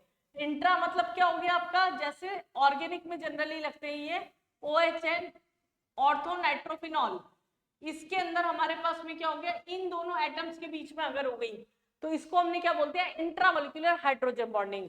इंट्रा मतलब एक ही मॉलिक्यूल के दो एटम के बीच में, इंटर मतलब दो मॉलिक्यूल्स के बीच में, अगर सेम एटम मॉलिक्यूल है तो होमो, अगर डिफरेंट मॉलिक्यूल है तो हेट्रो। ये हमारे पास में क्या हो गए कॉन्सेप्ट हुआ। अब इसका एप्लीकेशन इंपॉर्टेंट है, जैसे आइस जो होता है वाटर पे फ्लोट करता है, जबकि वो तो सॉलिड है, लेकिन उसका डेंसिटी क्या होता है वाटर से कम होता है, क्यों, क्योंकि वो क्या करता है केज लाइक स्ट्रक्चर बना लेता है इंटरमॉलिक्यूलर हाइड्रोजन बॉन्डिंग करके, और उस कारण उसकी डेंसिटी जो होती है वो क्या हो जाती है यहाँ पर कम हो जाती है। तो ये हमारे पास में क्या है, पहला एप्लीकेशन हो गया कि ये क्या करता है इंटरमॉलिक्यूलर हाइड्रोजन बॉन्डिंग करके केज लाइक स्ट्रक्चर यहाँ पर फॉर्म कर लेता है। ये हमारे पास में है इंटरमॉलिक्यूलर हाइड्रोजन बॉन्डिंग करके केज लाइक स्ट्रक्चर फॉर्म कर लेता है, उसकी वजह से यहाँ पर ऐसा होता है। दूसरा एप्लीकेशन अगर हम बात करते हैं कार्बोक्सिलिक एसिड, कार्बोक्सिलिक एसिड का जो होता है आपका सारे ऑर्गेनिक कंपाउंड में सबसे ज्यादा मॉलिक्यूलर यहाँ पर बॉइलिंग पॉइंट होता है, क्योंकि दो एसिड के मॉलिक्यूल्स आपस में इंटरमॉलिक्यूलर हाइड्रोजन बॉन्डिंग करके डाइमर बना लेते हैं, और डाइमर के फॉर्मेशन के कारण ये क्या करता है मैक्सिमम बॉइलिंग पॉइंट रखता है। सिमिलरली ऑर्थो और पैरा नाइट्रोफिनॉल की अगर हम बात करते हैं तो पैरा नाइट्रोफिनॉल ज्यादा स्टेबल होता है क्योंकि उसमें इंटरमॉलिक्यूलर हाइड्रोजन बॉन्डिंग होती है, एज कंपैरेटिवली ऑर्थो नाइट्रोफिनॉल जिसमें इंट्रामॉलिक्यूलर हाइड्रोजन बॉन्डिंग होती है। ऐसे ही अगर हम हाइड्राइड्स की अगर बात करते हैं यहाँ पर, हाइड्राइड्स ये तो अल्कोहल का पॉइंट हो गया आपका। ये एक इंपॉर्टेंट क्वेश्चन है आपका, अगर हम हाइड्राइड्स की अगर बात करते हैं, जैसे अगर तीनों ग्रुप की बात करते हैं, नाइट्रोजन फॉर्मूले वाले लेते हैं nitrogen phosphorus, arsenic, antimony, arsenic, antimony और बिस्मथ, ये हुआ। आगे हमारे पास में ऑक्सीजन फैमिली में H2S सल्फर, O स्टाइल से T पो ये हमारे पास में हुआ। और HF फैमिली में ले लो HCl, HBr, HI, इस तरीके से होता है, H80 एंटामनी। अब इनमें क्या होता है, सबसे पीछे NH3 आना चाहिए, मास बढ़ता है, बॉइलिंग पॉइंट बढ़ता है, तो ऑर्डर हमारे पास में बॉइलिंग पॉइंट का क्या होता है, ये होता है, सही है, मास बढ़ता है तो बॉइलिंग पॉइंट बढ़ता है। NH3 सबसे पीछे आना चाहिए, कूद के सबसे आगे आ जाता है हाइड्रोजन बॉन्डिंग के कारण। H2 अपने ग्रुप में सबसे ज्यादा हो जाता है हाइड्रोजन बॉन्डिंग के कारण। सिमिलरली यहाँ पर HF जो होगा वो सबसे ज्यादा हो जाएगा हाइड्रोजन बॉन्डिंग के कारण। Number of hydrogen available hydrogen bonding के लिए यहाँ पर NH3 में कितने होते हैं, 3, लोन पेयर 1 होता है, या नंबर ऑफ हाइड्रोजन बॉन्ड कितने फॉर्म हो सकते हैं, 1, उधर से 2 और इधर से 1, तो ये हमारे पास में हाइड्रोजन बॉन्डिंग के क्या हो गए, ऑर्डर हो गए। ये था हमारे पास एप्लीकेशन पार्ट हाइड्रोजन बॉन्डिंग का, जिससे डायरेक्ट क्वेश्चंस आ जाते हैं। ये हमारे पास में हाइब्रिडाइजेशन भी हो चुका है। आपको वॉन्डरवाल फोर्स एक रफ आइडिया दे देती हूँ। वॉन्डरवाल फोर्स क्या होता है, एक वीक फोर्स ऑफ अट्रैक्शन होता है, जिसमें नोबल गैसेस में जनरली लगता है जितना बड़ा साइज होता है एटम का उतना ही ज्यादा क्या होता है, उसमें फोर्स ऑफ अट्रैक्शन लगता है। अब ये सब तो हुई हमारे पास में। इसके बाद इसी से रिलेटेड हम एक चीज और लेते हैं यहाँ पर हाइब्रिडाइजेशन के बाद में, फजान्स रूल जो हमने छोड़ा था। MOT स्टार्ट करने से पहले हम फजान रूल ले लेते हैं। मॉलिक्यूलर ऑर्बिटल थ्योरी स्टार्ट करने से पहले फजान रूल की बात करते हैं। फजान रूल के अकॉर्डिंग क्या बोला, क्या था, डरता है, डर लगता है क्या फजान रूल से, पहले तो ये बता दो कमेंट सेक्शन में, कुछ कुछ तो बताओ भाई। माना कि लाइव नहीं है, पर अगर समझ में आ रहा है, 1 घंटा आपके काम का निकल रहा है, तो कुछ तो कमेंट करिए। फजान्स रूल, फजान्स रूल के अकॉर्डिंग क्या बोला, कोई भी कंपाउंड ना तो 100% आयनिक होता है ना 100% कोवेलेंट होता है, दोनों में पार्शियल कैरेक्टर कुछ प्रेजेंट होता है। और ये क्या बताता है, कंपाउंड का पोलराइजेशन बताता है। इसके अंदर यहाँ पर क्या बोला कि अगर कोई भी कंपाउंड है, किसी भी कैटायन की एनायन को अपनी तरफ अट्रैक्ट करने की जो टेंडेंसी है, वो क्या कहती है, वो होती है पोलराइजिंग पावर, पोलराइजिंग पावर। और ये प्रोसेस जो हो गया वो क्या हो गया, पोलराइजेशन। मतलब किसी के अट्रैक्शन के लिए, पोलराइजेशन ज्यादा होने के लिए कैटायन का साइज तो छोटा होना चाहिए और एनायन का साइज बड़ा होना चाहिए। तो पोलराइजेशन से यहाँ पर क्वेश्चन बैठते हैं आपके, polarisation is directly proportional, inversely proportional to size of cation. Cation का साइज छोटा होना चाहिए, एनायन का साइज आपका बड़ा होना चाहिए। चार्ज जितना ज्यादा होगा पोलराइजेशन उतना ही ज्यादा होगा। उसके अलावा पोलराइजेशन का एक फैक्टर और होता है आपका सूडो इनर्ट गैस कॉन्फिगरेशन और इनर्ट गैस कॉन्फिगरेशन, इन दोनों में इनर्ट गैस कॉन्फिगरेशन के कंपेयर में सूडो का जो होता है पोलराइजेशन ज्यादा होता है। अब ये होता क्या है मैडम, पहले तो ये बता दो, हमने तो नहीं पढ़ा है। D10 हो गया जैसे कॉन्फिगरेशन, मतलब जिसका फुलफिल तो है बट नोबल गैस कॉन्फिगरेशन नहीं है, जैसे यहाँ पर P6 हो गया। तो ये हमारे पास में क्या हो गया, पोलराइजेशन के फैक्टर्स हो गए। अब पोलराइजेशन पढ़ा क्यों, क्या निकालते हैं हम इससे, जो ये सारे क्वेश्चन थे ना, कोवेलेंट कैरेक्टर किसमें ज्यादा, आयनिक कैरेक्टर किससे ज्यादा, वो बच्चा इसी से निकलता है। पोलराइजेशन डायरेक्टली प्रोपोर्शनल होता है कोवेलेंट कैरेक्टर के, जितना ज्यादा पोलराइजेशन कोवेलेंट कैरेक्टर उतना ही ज्यादा, आयनिक कैरेक्टर उतना ही कम। आयनिक पोटेंशियल मतलब जो भी चार्ज होगा अपॉन साइज, ये होता है आपको कैटायन पे आयनिक पोटेंशियल, जिसको हम यहाँ पर इससे रिप्रेजेंट करते हैं। कलर इंटेंसिटी पोलराइजेशन की डायरेक्टली प्रोपोर्शनल होगी, कलर इंटेंसिटी जो होगी वो डायरेक्टली प्रोपोर्शनल होगी। एक इंपॉर्टेंट एप्लीकेशन और है इसका, लेकिन पहले इससे रिलेटेड कुछ क्वेश्चन समझ लेते हैं हम। जैसे अगर हमारे पास में क्वेश्चन में है LiCl लिथियम, KCl ले लो, KCl एलिना की, ये अब इसमें पूछ लिया मोस्ट आयनिक कौन सा होगा, तो हमें पता है कैटायन का साइज अगर बढ़ता जाएगा तो पोलराइजेशन कम होता जाएगा, मतलब आयनिक कैरेक्टर बढ़ता जाएगा। तो ये क्या होगा आपका मोस्ट आयनिक कंपाउंड हो गया। अब ऐसे ही अगर चार्ज बेस्ड क्वेश्चन है, जैसे NaCl है, MgCl और AlCl3 है। अब यहाँ चार्ज से देख लो, ये Na+ है, ये Mg+2 है, ये Al+3 है।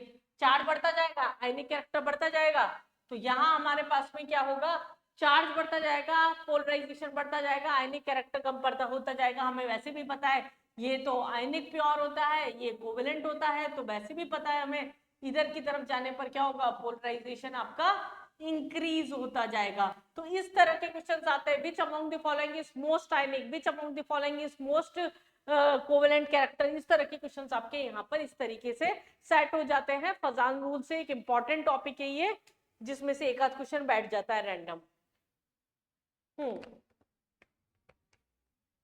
नेक्स्ट हम बात करते हैं यहाँ पर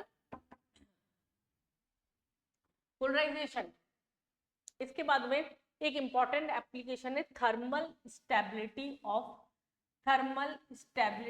carbonates, nitrates, sulphates of carbonates, nitrates, sulphate. इस तरह से हमारे पास में कोई भी बड़ा कंपाउंड है वो क्या होती है, इनवर्सली प्रोपोर्शनल होगी एक तरीके से पोलराइजेशन के या फिर कैटायन के साइज के। ये क्या है हम समझते हैं एक बार के लिए, ध्यान से समझना मैं क्या बोल रही हूँ। स्टेबिलिटी ऑफ कार्बोकैटायन जो है, जैसे MCO3, ये कोई भी मेटल कार्बोनेट है, अगर इसे ब्रेक कर रहे हैं तो हमें क्या लगता है कि कैटायन का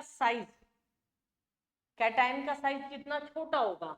अगर इसका स्ट्रक्चर में खोल के बनाऊं MOC डबल बॉन्ड O, ऐसा कुछ है यहाँ पर, कैटायन का साइज जितना ज्यादा छोटा होगा वो उतनी जल्दी इसको लेके रवाना हो जाएगा।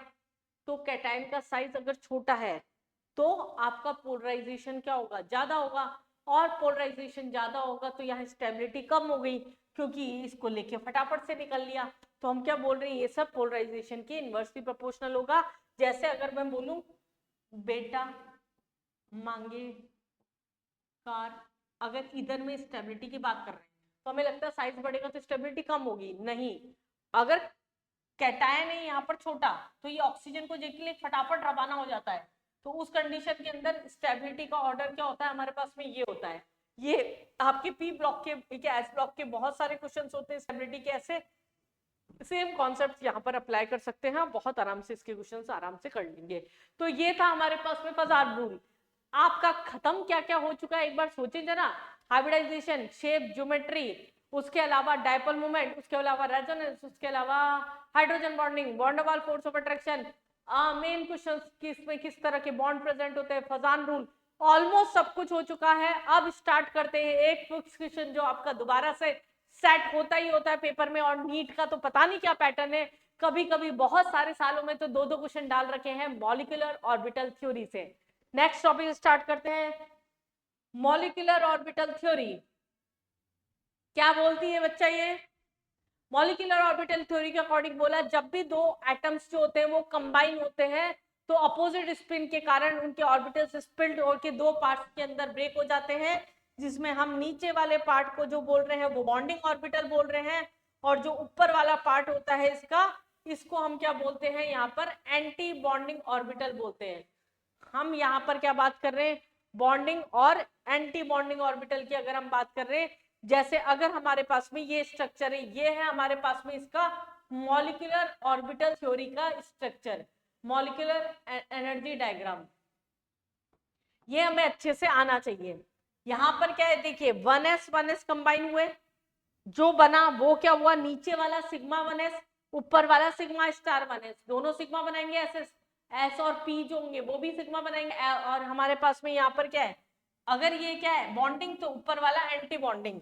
बेसिकली कंडीशन क्या है, अगर हमारे पास में ये चीज कंबाइन हो रही है दोनों तरफ से, एक ऊपर गया जो वो हो गया एंटी बॉन्डिंग, जो नीचे गया वो क्या रह गया, ये होता है बॉन्डिंग ऑर्बिटल, ये होता है एंटी बॉन्डिंग ऑर्बिटल, ये हमारे पास में होता है।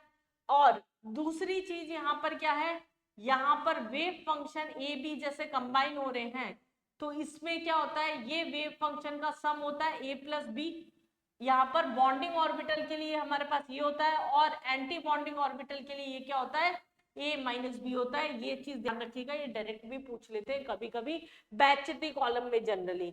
अब हमें एनर्जी लेवल डायग्राम में क्या सिर्फ एक कंडीशन ध्यान रखनी है, यहाँ पर अगर नाइट्रोजन तक वाला डायग्राम है तो क्या फॉलो करना है, नाइट्रोजन के बाद वाले में क्या फॉलो करना है। अप टू नाइट्रोजन एक डायग्राम फॉलो होता है, मतलब hydrogen, helium, lithium, beryllium, boron, carbon, nitrogen, यहां तक एक डायग्राम फॉलो होगा। आफ्टर नाइट्रोजन ऑक्सीजन से दूसरा डायग्राम फॉलो होगा। कौन सा? ये नीचे वाले तो सेम रहेंगे दोनों डायग्राम में। नाइट्रोजन तक वालों में हम क्या करेंगे, यहाँ पर 1 2 1 2 ये हमारे पास में दिख रहा है 2 1 2 1 है। और ऑक्सीजन वाले के अंदर क्या करेंगे, कहाँ चेंज आ रहा है, हम पहले ये देख लेते हैं।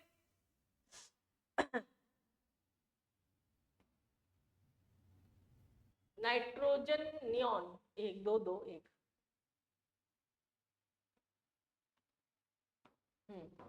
ये वाला डायग्राम जो है आपका, जिसमें हमें क्या याद रखना है, इलेक्ट्रॉन्स की फिलिंग नीचे से होती है 2 1 2 1, ये नाइट्रोजन तक के लिए हम फॉलो करते हैं। और यहाँ पर 1 2 2 1 ये ऑक्सीजन और उसके बाद वाले के लिए फॉलो करते हैं।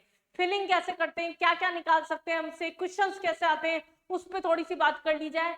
यहाँ से हम बॉन्ड ऑर्डर निकाल सकते हैं, सबसे इंपॉर्टेंट क्वेश्चन, उसी पे बेस है पूरा एमओटी। बॉन्ड ऑर्डर होता है number of electrons in bonding orbital minus number of electrons in anti bonding orbital upon 2। और उसी से बॉन्ड लेंथ निकाल सकते हैं, बॉन्ड लेंथ इनवर्सली प्रोपोर्शनल हो जाएगा बॉन्ड ऑर्डर के। बॉन्ड स्टेबिलिटी डायरेक्टली प्रोपोर्शनल हो जाएगा बॉन्ड ऑर्डर के। तीसरा हमारे पास पैरामैग्नेटिक और डायमैग्नेटिक, जो एक क्वेश्चन पेपर में होता ही होता है, भले ही वो डी&एफ ब्लॉक से हो, भले ही वो कोऑर्डिनेशन से हो या फिर एमओटी से हो। पैरामैग्नेटिक सब्सटेंस क्या होते हैं, जिसमें अनपेड इलेक्ट्रॉन जो होते हैं प्रेजेंट होते हैं। डायमैग्नेटिक जिसमें अनपेड इलेक्ट्रॉन जो होते हैं प्रेजेंट नहीं होते, मतलब पेड इलेक्ट्रॉन जिसमें प्रेजेंट होते हैं। अब इनकी फिलिंग कैसे करते हैं वो समझते हैं थोड़ा सा। जैसे अगर हमारे पास में नाइट्रोजन वाले डायग्राम से ले लेते हैं, अगर हमें टोटल इलेक्ट्रॉन्स कितने भरने, 14 14 भरने, क्योंकि N2 है 7 + 7 14, तो हमें 2 2 4 तो हमने भर लिए, 2s से, तो 4 के बाद में क्या आया, 5 6 7 8 9 10 11 12 13 14, आखिरी में यहाँ पर पेयर्ड इलेक्ट्रॉन है, इसका मतलब ये क्या हो गया, डायमैग्नेटिक हो गया। अब बॉन्ड ऑर्डर कैसे निकालेंगे हम, इसी तरीके से इसका कॉन्फ़िगरेशन भी लिख लीजिएगा, sigma 1s square, sigma 2s square, sigma 2s square, sigma star 2s square, pi 2p x square, pi 2p z square और सिग्मा 2p z स्क्वायर। ये यहाँ पर हमारे पास हुआ। अब इसमें कितने इलेक्ट्रॉन्स थे नाइट्रोजन में, नीचे 2 थे, फिर 2, फिर यहाँ पर 6, तो टोटल कितने हो गए यहाँ पर 10 और 2 और 2 - 4 हो गए। यहाँ पर टोटल कितना बॉन्ड ऑर्डर हो गया, 3 हो गया। इस तरीके से हमने बॉन्ड ऑर्डर निकाल लिया। सारे डायग्राम्स में हम इसी तरीके से निकाल सकते हैं। जैसे बेरिलियम लिया, बेरिलियम क्या है हमारे पास में 4 है, Be2 होगा, Be2 होगा यहाँ पर, तो ये क्या हो जाएगा 2 2 4, इसमें तो 4 इलेक्ट्रॉन है। Be2 डज नॉट एग्जिस्ट, ऐसा क्वेश्चन आ जाता है, which ion does not exist, Be2 does not exist by assertion reason में आ गया, क्योंकि इसका बॉन्ड ऑर्डर जो होता है वो क्या होता है, 0 होता है। Ne2 डज नॉट एग्जिस्ट, ऐसे ही He2 डज नॉट एग्जिस्ट, सबका बॉन्ड ऑर्डर 0 होता है, तो उसकी वजह से यहाँ पर ऐसा हो जाता है। अब मैडम इतना टाइम तो पेपर में होगा नहीं, क्या आप इसकी भी कुछ ट्रिक बताएंगी? बिल्कुल साहब, ऑक्सीजन की ट्रिक मैं बता देती हूँ आपको, क्योंकि ऑक्सीजन सबसे ज्यादा आता है। ऑक्सीजन का जो बॉन्ड ऑर्डर निकाला जाता है वो आता है आपका 2। अगर आपके पास में O2+ है, इसका मतलब क्या हो गया, 16 की जगह आपको कितने बढ़ने, 15 इलेक्ट्रॉन बढ़ने। तो O2+ के लिए हमारे पास में क्या हो जाएगा, यहाँ पर 0.5 बढ़ाते जाना, O2 2+ है, 1.5 और बढ़ा दो, लेकिन इसे केवल ऑक्सीजन पे अप्लाई करना। O2- है तो ये क्या हो गया 1.5 हो गया, और O2 2- है ये क्या हो गया 1 हो गया। ये सबसे ज्यादा रिपीटेड क्वेश्चन है नीट का, O2 के आयंस का बॉन्ड लेंथ, इसका बॉन्ड ऑर्डर, इसका मैग्नेटिक नेचर। अब मैडम मैग्नेटिक नेचर निकालेंगे, इससे अच्छा इसका भी ट्रिक बता दो, तो बच्चा इसका भी ट्रिक देख लो। ऐसी क्या बात है, ये 3 जो बीच वाले हैं ये क्या होते हैं, पैरामैग्नेटिक, दिन पे भी 2+ और 2- चार्ज आ रहा है, ये क्या होते हैं आपके डायमैग्नेटिक होते हैं। याद रहेगा सब कुछ, बहुत सारी ट्रिक्स दी है मैंने पीरियोडिक और बॉन्डिंग में। अब तो चैनल को सब्सक्राइब कर लो भैया, तुम्हारे लिए ही बनाया है चैनल, वरना मैं तो कैटेलाइजर के चैनल पे अच्छे से काम कर रही थी, लेकिन बच्चों की डिमांड के अकॉर्डिंग आपको डॉक्टर बनाने के लिए ही बनाया गया चैनल है। केमिस्ट्री में अच्छा स्कोर करके आइए, कोशिश करिए कि 160 से अबव खींच सके केमिस्ट्री में, इन्हीं 1 शॉट्स के बदौलत खींचेंगे तो और भी अच्छी बात है, और नहीं तो कैसे भी खींचे, पर सिलेक्शन होना चाहिए। मेरा मेन मकसद यही है कि आप जितनी मेहनत कर रहे हैं उसका आपको रिजल्ट मिले। एक बेसिक एक बैंड्स रूल और होता है। इसके अलावा अगर हम एमओटी के अलावा बात करें, तो अगर हम बैंड्स रूल की अगर हम बात कर रहे हैं, तो यहाँ पर क्या बोला, बैंड्स रूल के अकॉर्डिंग क्या बताया है यहाँ पर, कि बैंड्स रूल हमारे पास में बॉन्ड जो एंगल होता है, बॉन्ड लेंथ और बॉन्ड एंगल, जैसे लोन पेयर ज्यादा होते हैं तो बॉन्ड एंगल के बारे में बता दिया यहाँ पर कि बॉन्ड एंगल जो होता है वो क्या होता है, लोन पेयर बढ़ते जाएंगे, रिपल्शन बढ़ता जाएगा तो बॉन्ड एंगल हमारे पास में कम होता जाएगा, उसी के कुछ पैरामीटर्स बताए थे। तो इसको आप आराम से एक बार रीड कर सकते हैं। यहाँ से हम डायरेक्ट क्वेश्चन पे आ जाते हैं। 2024 का क्वेश्चन है ये, identify the current statement 3 resonating structures can be drawn for ozone. क्या ओजोन के लिए 3 रेजोनेटिंग स्ट्रक्चर बनते हैं? बिल्कुल नहीं बनते साहब, ओजोन तो बेचारा ऐसा है केवल, तो 2 ही बन सकते हैं ज्यादा से ज्यादा, तीसरा कहां से बनेगा, ना हो पाएगा। BF3 has non zero dipole moment, BF3 का तो 0 होता है, AB3 हो गया ना। Dipole moment of NF3 is greater than NH3, ये एक इंपॉर्टेंट क्वेश्चन है बच्चा, ये बहुत आता है। एक तो लोन पेयर और F3 और दूसरा NH3, हमें क्या लगता है ज्यादा इलेक्ट्रोनेगेटिव तो फ्लोरीन है तो वो होना चाहिए, पर ये क्या इधर की तरफ जाता है, लोन पेयर ऊपर की तरफ जाता है, कैंसिलेशन हो जाता है, पर ये सारे मिलके सारे के सारे क्या है, एक तरफ भाग रहे हैं, एक तरफ भाग रहे हैं, तो इसका डाइपोल मोमेंट ज्यादा होगा, तो ये भी गलत स्टेटमेंट हो गया। 3 canonical forms can be drawn of CO3-2-, ये तो अभी मैंने कराया था, तो ये आपका क्या हो गया, आंसर हो गया। नेक्स्ट हम बात करते हैं, which of the following has non zero dipole moment. Again dipole moment का क्वेश्चन, पहला ऑप्शन आपका CCl4 जिनको नहीं दिख रहा, दूसरा ऑप्शन है HI, तीसरा ऑप्शन है CO2 और BF3, इसमें कुछ सॉल्व नहीं करना, CO2 0, CCl3 और HI डायरेक्ट क्वेश्चन था ये, इसमें कुछ भी सॉल्व नहीं करना था आपको। अगला क्वेश्चन देखिए यहाँ पर, incorrect statement about PCl5। PCl5 क्या होता है, जल्दी से सोचिए स्टेटमेंट पढ़ने से पहले। ट्राइगोनल पिरामिडल होता है, सारे बॉन्ड इक्वल नहीं होते। अब देखना शुरू करते हैं। PCl5 possess 2 different PCl bond angles, हाँ बॉन्ड एंगल अलग होते हैं, 3 पे तो 120 डिग्री पे होते हैं, 2 पे 90 डिग्री पर होते हैं। तो हमारे पास में क्या पूछा था, इनकरेक्ट पूछा था। All 5 PCl bonds are identical in length, अभी अभी बोला था नहीं होते इक्विटोरियल और एक्साइल बॉन्ड, तो बी ही आंसर हो गया। मैं आगे टाइम वेस्ट नहीं करूंगी, पढ़ के अगला हमारे पास में बॉन्ड एंथैल्पी, बॉन्ड एनर्जी किसपे सबसे ज्यादा लगेगी, बॉन्ड स्टेबिलिटी, मतलब इंटरेक्शन था बॉन्ड ऑर्डर पे, बॉन्ड ऑर्डर ज्यादा तो स्टेबिलिटी ज्यादा। हमें पता है नाइट्रोजन में ट्रिपल बॉन्ड प्रेजेंट होता है, बॉन्ड ऑर्डर 3 आता है, तो उस कंडीशन में N2 जो होगा उसका बॉन्ड लेंथ जो होगा, बॉन्ड स्टेबिलिटी जो होगी वो सबसे ज्यादा होगी, सबसे ज्यादा जो होगी वो क्या होगी हमारे पास में, बी का जो होगा वो क्या हो जाएगा, यहाँ पर ये हो गया। और इधर HCl के अंदर हाइड्रोजन बॉन्डिंग होती है, तो HCl तो पोलर कोवेलेंट बॉन्ड हो गया, हाइड्रोजन जो होता है उसका साइज छोटा हो गया, तो हमारे पास सी का आंसर क्या हो गया, कम हो गया। ये भी, ये सबसे ज्यादा हो ही गया नाइट्रोजन। उसके अलावा ऑक्सीजन बचा हुआ उसके बाद आ जाएगा, तो ऑक्सीजन जो है डी, वो क्या बचा, 498 बचा, और सबसे कम क्या हो गया, HCl हो गया, तो आपका डी जो हो गया वो क्या हो गया, बॉन्ड पैरामीटर का यहाँ पर आंसर हो गया। अगला क्वेश्चन समझते हैं यहाँ पर, इथेन, अरे ये तो कोई क्वेश्चन था क्या, ये तो बहुत ही इजी क्वेश्चन था, नीट में ही पूछा गया, वो भी 2024 में, बाबा रे बाबा।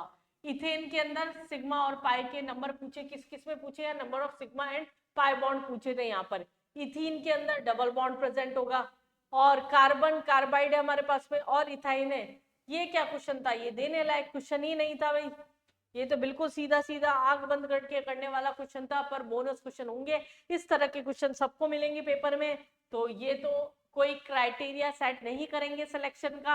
अगला क्वेश्चन देखिए, ये H2, H2S, H2S, ये क्वेश्चन भी मैंने अभी आपको बताया था, H2 का ज्यादा हो जाता है अपने ग्रुप में हाइड्राइड में ड्यू टू हाइड्रोजन बॉन्डिंग, सही है, और H2 is expected to have lower boiling point than other group members, lower नहीं होता हायर होता है, सेकंड स्टेटमेंट गलत है।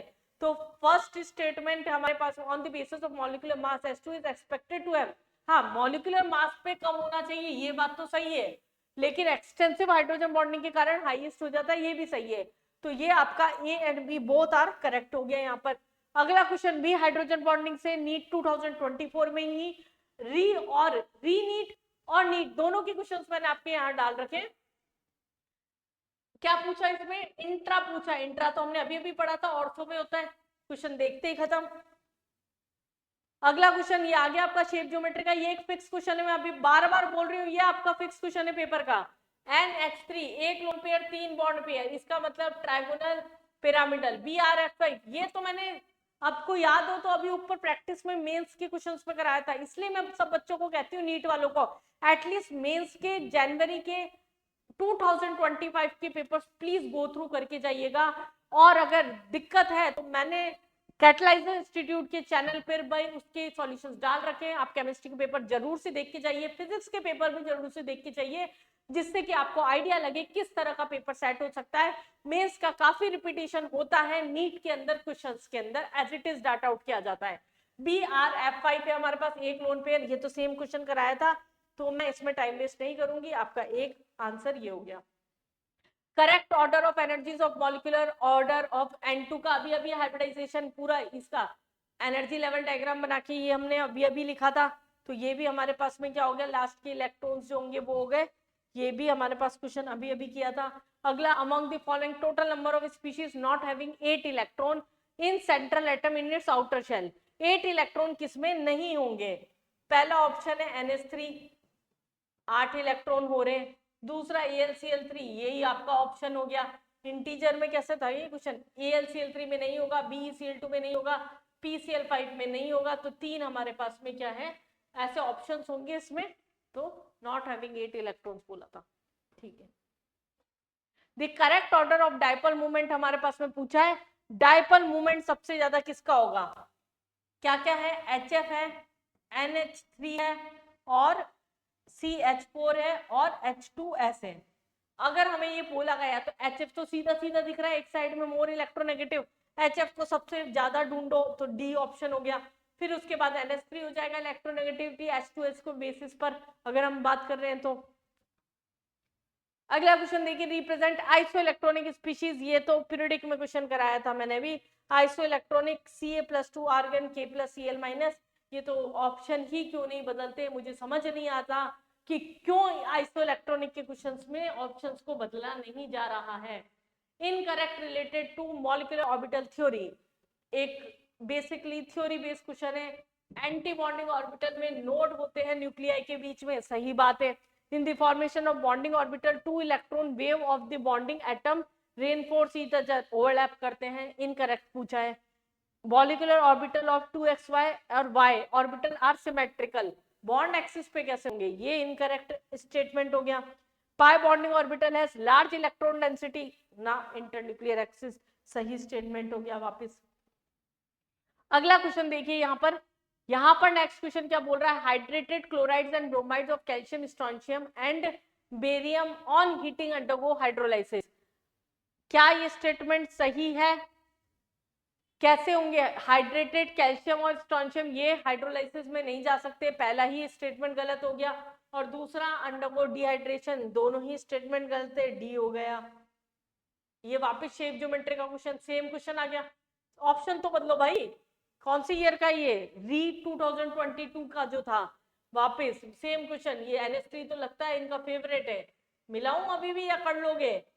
सी ऑप्शन कर लेंगे ये तो बहुत आसानी से। ClF3 है, ClF3 एक lone pair, 3 bond, 2 lone pair 3 bond pair, मतलब टी शेप।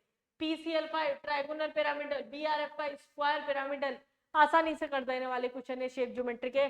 तो बच्चा लोग ये आपके कुछ थे PYQs केमिकल बॉन्डिंग के। केमिकल बॉन्डिंग आपका बैकबोन है केमिस्ट्री का, मैं बार बार बोलती हूँ, बहुत स्ट्रांग होना चाहिए। पेपर के वाइज भी 3 से 4 क्वेश्चन मैं बोल रही हूँ, मिनिमम 5 क्वेश्चन भी आपके सेट में हो सकते हैं।